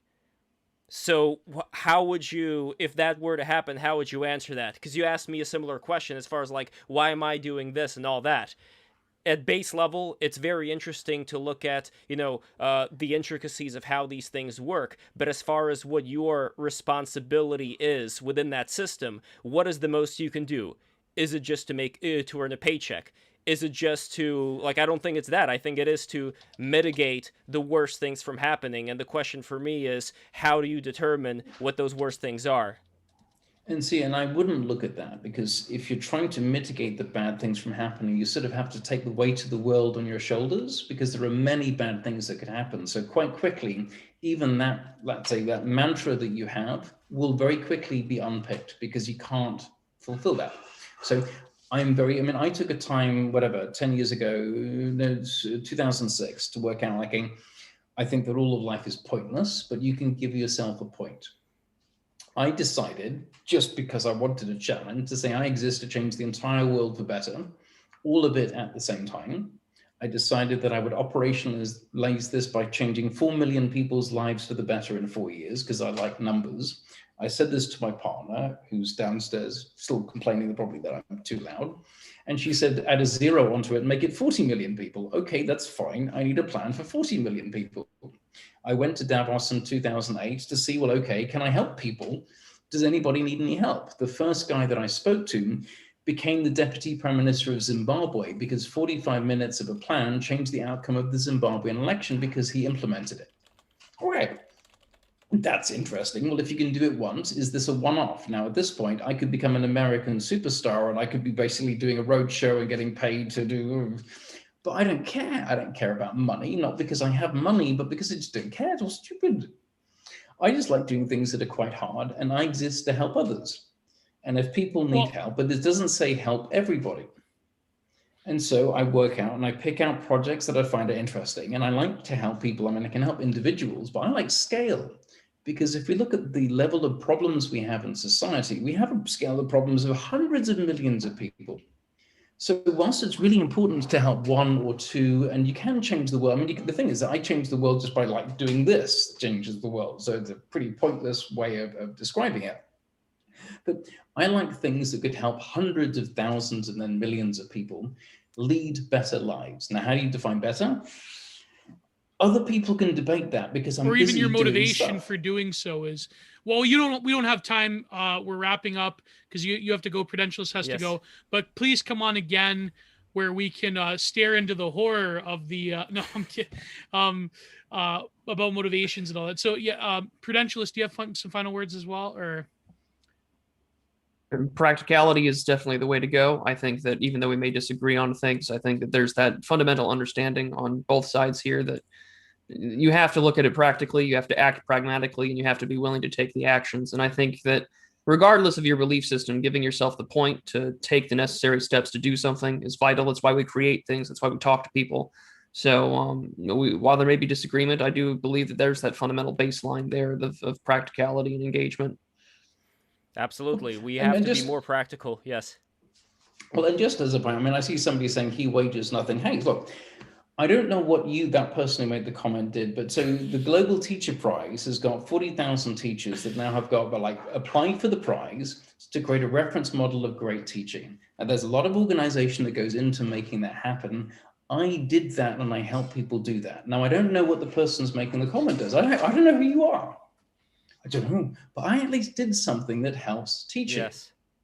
Now, Oh, wait, not all of them. yeah. I mean, I'll take Syria. I won't say take. I helped 6 activists in Syria create a network of 20 people to take pictures of the atrocities. I mean, I was listening to Skype calls when people were being machine gunned on a Skype call while sitting in a lobby in London. Now, but I'm not Syrian, and that wasn't my brother getting killed. I was crying while listening to him and then figuring out how to solve the problem. Now, again, if you're sitting there comfortable behind YouTube and you're just typing away, cool, good, nice one, really good. But so some people actually do things. Now, it doesn't mean to say that they work. Now, I did not do anything that hurt people through my actions, because this is not what I'm doing. I'm not an arms dealer or anything else. However, because I helped in some places, it meant that other things that could have happened and probably should have happened, unfortunately, they didn't happen, through outside of my control, completely outside of my control. Now, I will take some responsibility for that. I wish that I never helped the first person that I helped. I really do. And now it would have meant that he and his 20 friends would have been murdered instantly, but I wish I hadn't helped them. And to some extent, it would be better if these 20 incredible people, like just amazing individuals and humans with really great heart and strength, which, by the way, were funded $6 million by the US State Department for the Middle East Peace Partnership Initiative to promote democracy in Syria. It would have been better had they not done anything. If we look at the bloodshed in Syria and the multi-decade catastrophe that is there, and everything that spills out, I should have done nothing. But how was I supposed to know that? But then the debate is whether is it true that that Bashar al-Assad's this like terrible evil Nazi monster that the Western media went after, and whether or not we like absolutely had to get rid of him, or whether we should have just like left them to their own devices. Like that's always the debate when you start to fundamentally alter the course of history in such a way. Again, let's you have to go. So we yes. All right. Oh, one final quote. I'm just curious what you think of this quote from Mark Twain. There are lies, damn lies, and then there are statistics. That's a good quote. It is a good quote. Well, and absolutely. And if you understand the dark arts and the good arts of manipulation, you can do all kinds of crazy stuff. Absolutely. And I think this is why I love you, Mark. What you're doing with this channel is very good to help people at least start provoke thinking. Absolutely. Proper thinking. This is why we're doing this. Guys, this is why we're doing this. This is why we have the great Mark Turrell in here, because these are very important questions. It's not all going to be solved in a day. I still believe in reincarnation, the afterlife, do no harm with like Syria and the Middle East, all that stuff. We can get into that a little bit later, but my whole point is that I'm so thankful that this is the truth. We are getting the truth by bringing in wonderful guests such as Mark Turrell, and it is very important for all these things to be considered so that we can work things out amongst ourselves and figure it all out together. Yeah, by the way, I wouldn't go so far as to say we're bringing you the truth. You're bringing, let's say, a truth, flavors of the truth. You had a really, really good ending, and then you kind of screwed it up at the end. But it's okay. Look, Mark, we bump things together, and that's how we form the truth, by comparing different things to each other. That's the only thing we have at the end of the day. That's the only thing we have at the end of the day. Viewpoints. Only viewpoints. Anyway, thank you ever so much. Thank you for listening, and we will be in touch to do things. Cool. Absolutely, Mark. Thank you so much for being here. Good night. Bye. Good night. So everybody, don't forget to subscribe, and the Prudentialist. I would really love to hear before you go something from you. I've got a few minutes before I go. Excellent. Okay, thoughts. I hate the fact that work kept me busy. I would have loved to have been for the first part, but I feel like it's important though. I feel bad for Indy and Bronson at least, because it's just like that's a valid point. I don't think it's cherry picking to say that. Yeah, you've got he did write me a message. So he said he had to leave. He found the interruptions basically impossible to articulate an idea. Suggestion of suicide rates increasing by 60% to be a small detail. Fantastically ghoulish. Please do. Oh, okay. Here we go. So here we go. Yeah, I cannot believe that the idea that we have widespread And that's the other thing is like we're going to talk about accountability and governance, and it's just like, okay, you have pharmaceutical company executives writing in emails about pillbillies in Appalachia, and that's not a problem. You can't hold these people accountable. We have laws on the books and precedent in the books with our laws and our court system where like the Sackler family is never going to get touched when any sane society would have hung them decades ago. Pretty much. There's in no Minecraft, just for the YouTube, in Minecraft. of course, in Minecraft, Minecraft, of course, with Minecraft Steve, we would have fed them to the Ender Dragon years ago. I should have brought up. By the way, I should have brought up the disconnection? migration crisis. Yeah, that's true. But that's the other thing is that yes, we've had capital sort of be beholden to government for centuries, but capital 150 years ago was beholden to the country and was beholden to the landed gentry of that people. The patrician class of the United States 150 years ago would not have betrayed the United States for money from a foreign power. Whereas today you can be bought out by a Chinese Confucius Center if you're a university professor for like 60 grand. I went to university with a Chinese Confucius Center. that was the point that I was bringing up. That was the point that I was bringing up before to Garrett, and he said, "Well, then we should just exclude the Chinese." But it's like, well, they're not excluding the Chinese. So but in a stakeholder system, right? You would. If you wanted to implement some sort of like neo-cameralist system, which I don't even want to implement, despite reading an ungodly amount of jargon. I'm not a neo-cameralist. I'm not either. I think there's some issues with it. But like, if you were to implement a neo-cameralist state, right? Joint stock company, CEO, stockholders have a say on what the CEO does. Okay, great. How do we determine who holds stock, right? And then that's the first question you'd have to ask. How do you determine that? Because it's meant to provide some transparency into the system. But secondly, the other question that you would want to ask, right, is how do we determine a profitable country? And I think that we've fundamentally proven in the last 60 years that line go up politics, like Indian Bronson was pointing out, has fundamentally failed. Yeah, exactly. And this is where my reactionary side will come out, is that if you want to start measuring what a profitable country would look like, you need to start measuring things like suicide rates. You need to start measuring how many single parent households there are. You need to start measuring the life expectancy of men and women. You need to start measuring the infant mortality rates, because all of those have gone up.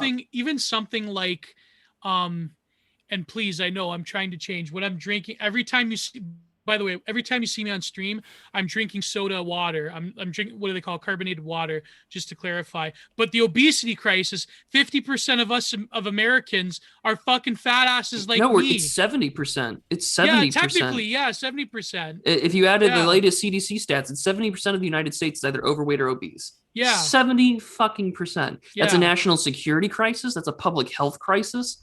That is a national security, because like even people who aren't fit, like say if like America got invaded like fucking Red Dawn style, like can you imagine? Like I mean, but even just in terms of not even that. You can't even get your numbers for the military. We have a comment from Mupperton who says the general gist of what he said is likely true. I mean, it's nothing shocking. It's shocking, but it's the way that you like. Well, it's true. It's like you said, like you said, amoral or amoral. Yeah. But the question for me comes down to, and again, I'm not in this position, I don't know the kind of things that he encountered, but as far as where would I personally put my... This is what I drink, by the way, bubbly.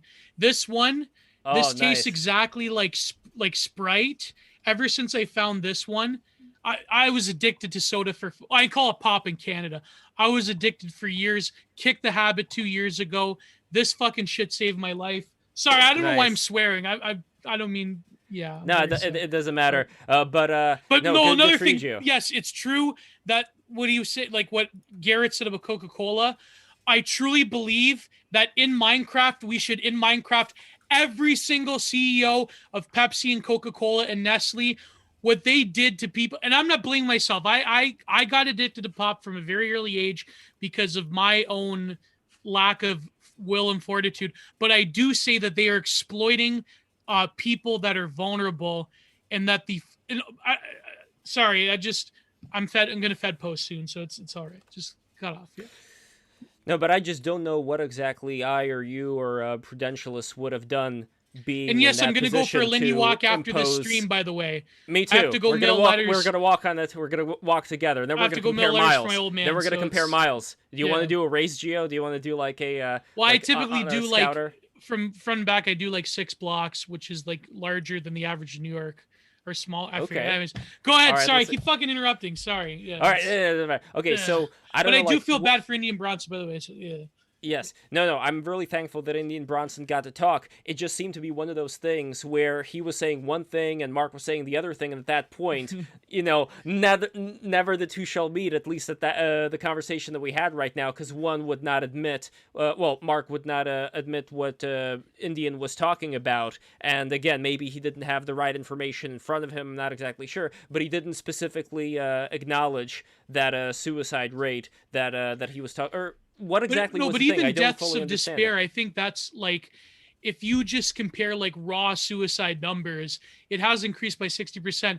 But I would, the reason I brought that up is because I think the death by despair is in some ways suicide by another means, like drug deaths. Let's see, even I would even consider deaths by certain forms of diabetes and so forth to be quote unquote a death by despair. In terms of that, America is like probably one of the, like, Prudentialist, isn't America like probably one of the poorest nations in the world when it comes to quote unquote deaths of despair? It's got like some of the highest. It's been rising the last time I've checked those stats.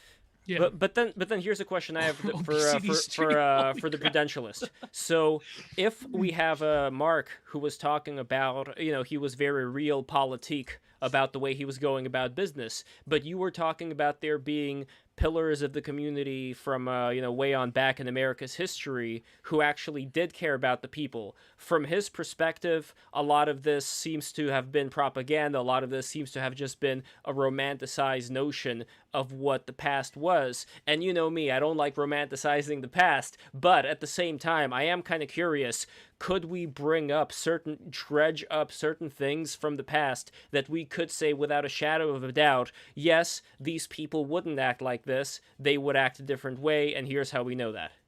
Well, what I'm saying is, in regards to like the romanticized thing, right, is that I'm referring to James Burnham's the managerial revolution. Is so you have an original capitalist landed gentry that had its money influence everything from this, pre-17th Amendment when it came to the state legislatures picking out senators, who would be the next guy in Congress, who would be the next state rep, governor, etc. Even Hamilton played a role in the Electoral College's election of George Washington. And we've had electoral skullduggery by wealthy, influential people since America's founding. That's inevitably true. But it was always done in what they believed would be the interest of the nation and the interest of the people. Now, of course, there's their own benefits they get out of that, but they're doing it on balance, I'd argue, to some degree, what they thought was in the national interest. How do we know that, though? How do we know that's why they want to do it? I mean, we've got we can probably do another stream on this, but with the time being, but I would recommend reading Burnham's Managerial Revolution because it's kind of expands on what I'm talking about. There's a fundamental difference between the original capitalist class, which talks about, how it propagated itself. It propagated itself off of inheritance. It propagated itself off of the local community. It didn't require extensive credentialing that what we would now see to be, you're someone like Mark, right? Credentialed, got to know the right people. Their ideas are propagated through education, not necessarily through family. So this older capitalist class is mainly propagating through things like community, values, decentralized local systems, your mom and pop brick and mortar, the landed gentry of a wealthier time, which means the way that those things are propagated requires you to have things like family values and to propagate the family and to keep things within your local neighborhood and to know those around you. So friend-enemy politics at a very local level. That transforms with sort of this elitist, educational, technocratic. What we see now is the managerial class of bureaucracy. The iron law bureaucracy takes place. So those who wish to advance the needs of the bureaucracy will always advance the needs that say you need bureaucracy to get what you need done. So, but it's like a cancer; it keeps just growing upon itself. Exactly. And so, what changes, however, is that the capitalist class that we once had, the landed gentry of, say, the Gilded Era, right? Your J.P. Morgans and your McCartney kind of types. no longer is that necessarily based within the country. That's not based within the local community. It doesn't require family values. It doesn't require the local population to propagate itself. You now have the means to be acting globally, which means you can import things that you need. So whether that's cheap human capital, immigrant labor, or to get materials and offshore in the name of, say, free trade, right? Or you're getting lower priced goods from elsewhere based on its ability to produce. So my concern that I was trying to raise is that, yeah, capital has always had an influence on how government has worked. But even from monarchies to the early American Republic, my point was that it is radically shifted from my rich landed gentry, my lords of my vassal or my fiefdom or whatever, right, are no longer loyal to, say, like the Kingdom of France. They're now loyal to, say, the international bank that could come from the Chinese or the Dutch or the Africans.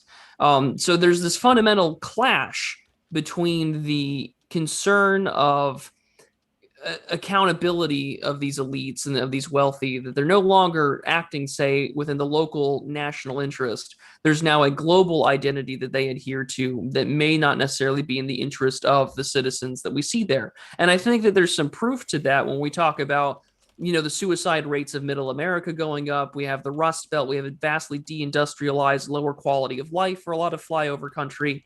And that's where you see that 2016 revolt on economic issues, whether that's on free trade or immigration. And that was the point I was trying to get at, is that, well, like, capital has always influenced government, but capital used to have an allegiance to the nation state, and that isn't necessarily the case anymore. I think, like, the problem is, like, and you were saying, like, yeah, I agree we could have structured things better, but I think that we should have touched upon the role of the nation state as well, because I'm guessing both of them probably think that, like, the nation state is a thing of, I mean, I tried to ask, but, like, that they would think that, there's no such thing as national interests anymore, and that's, like, dumb hick idea. That's, like, provincial and Little Englander or whatnot. And so that we really, the project where things are really at is with, like, this transient business / political / media class that have more in common with each other than they do with, like, the people of their, like, country of origin. I don't know, maybe that I'm guessing that's probably what the retort would be, but I don't know. What is it? Alfred Rosenberg? What the fuck? Anyways, yeah, prudentialist. I don't know. I mean, we could, Gio, you and Lev are more than welcome to come on, and we can definitely talk about that. We can make this a whole Sunday show if you want. Oh yeah, I'd love to. Sure, yeah. Yeah. I mean, I have the left stream at 2:00, but after that I'm free. And by the way, the left stream, let me quickly make an advertisement for that, because guess who's coming on the left stream this Sunday? It is Bimbo Ubermensch and Sonia, supposedly. Oh. They are coming on the left stream. This is happening. Go in the link right now, you people. Go in the link. Two of my favorites. Yes. Subscribe to my YouTube channel, youtube.com/Lev Polyakov, 2 p.m. That is when the left stream is happening. And also, we have got another Argue My Position happening this Thursday. Oh, Transhumanism! Oh. We're doing it. It's going to be Weird Hiker and Ryan O'Shea, who is a friend of Gennadi's. Gennady is also going to be joining us in the panel. I should have recommended... But he can't argue the because it's bad optics for him. You know what I should have recommended to him? I should have recommended to him that he should put on, like, a caveman outfit and, like, put, like, a bone through his hair and just, like, pretend to be... Like Sideshow Mel? Yeah, Sideshow Mel. Because that way they wouldn't be able to use that against him, because they'd see he's playing a character, Like, I don't know. I mean, just something to consider for the future, right? What's that, Hopper? You saying I'm going to hit on Sonia and Bimbo? No, I mean, Bimbo's married. I can't do that. Yes. I think Sonia's single, though. I don't know. I gotta check in on that one. But no, there's this one girl I feel for on Twitter, but never mind. But anyway, Prudentialist. What I would also really love to do is what you said right now. I would want to bring in, I don't know if it's going to be Mark or somebody else, but I want to bring in somebody who is also more of an insider when it comes to a lot of these things, and be able to discuss exactly what you said bit by bit about, like, the nation state and those kind of responsibilities, because I do think that it is an important thing to dissect and figure out, like, what is relevant and what, because, again, going back to Slate Star Codex, or Star Slater Codex as I like to call it, their big point was that, sure, you guys may want want the monarchies back. Well, guess what? There's no way that's going to happen. These systems are not going to be able to exist in the current framework of this interconnected world we're living in right now. So, again, going back to do no harm, what is the best do no harm version that you would advocate for, Prudentialist, in light of whatever things like we may want to exist? And again, like, obviously I'm not talking about, like, you know, childbirth, you know, death and all that stuff, but like all the good stuff according to people who say that there is no way this can exist now. What would be the next best thing that we would be able to have? And I guess we could kind of leave it at that. Yeah, I think I would love for you guys to come on and we can have that conversation. I think it'd be a great time. I think we should schedule a stream for it. Yeah, I would love that. Definitely. That's a good cliffhanger, by the way. I like the way you think, Prudentialist. So, guys, thank you so much for watching this. Another BTR stream concluded. This was a very fascinating one. And Glasscake says, "Love me pints, love me monarchy, simple as." But again, like the monarchy in England right now, let's be honest, quite here, it's like not real. Yeah, they're not even like genetically. I mean, they're Saxe Coburn and Gothas. Yeah. Well, anyway, guys, this is it. This is the end of the stream. Please don't forget to subscribe, and keep subscribing right now. We're going to be back on Thursday. We're going to be doing the live stream Sunday. Patreon.com/breaktherules. Definitely legit, the magnet. You guys gotta get this fucking magnet. Look at this. It's so beautiful. So that's for $20 patrons. So again, patreon.com/breaktherules. Join our Discord, by the way, while you're at it. I see the Discord link over here. Let me quickly post it in and become a member of our Discord. And of course, the Patreon link, I'm gonna post that in right over here. Become a patron today. You're gonna get a lot of goodies. So anyway, guys, this is it. Glasscake, come on the stream finally. I'm tired of this. Come on the stream again. I love you, man. I want you to come on the stream. Anyway, this is the end. I love you all. Glasscake, please send me a Glasscake DM. Farts. How about change your name to that? Glasscake Farts. Oh, exactly. God. Yes. Send me a DM. Let's work it out. I want you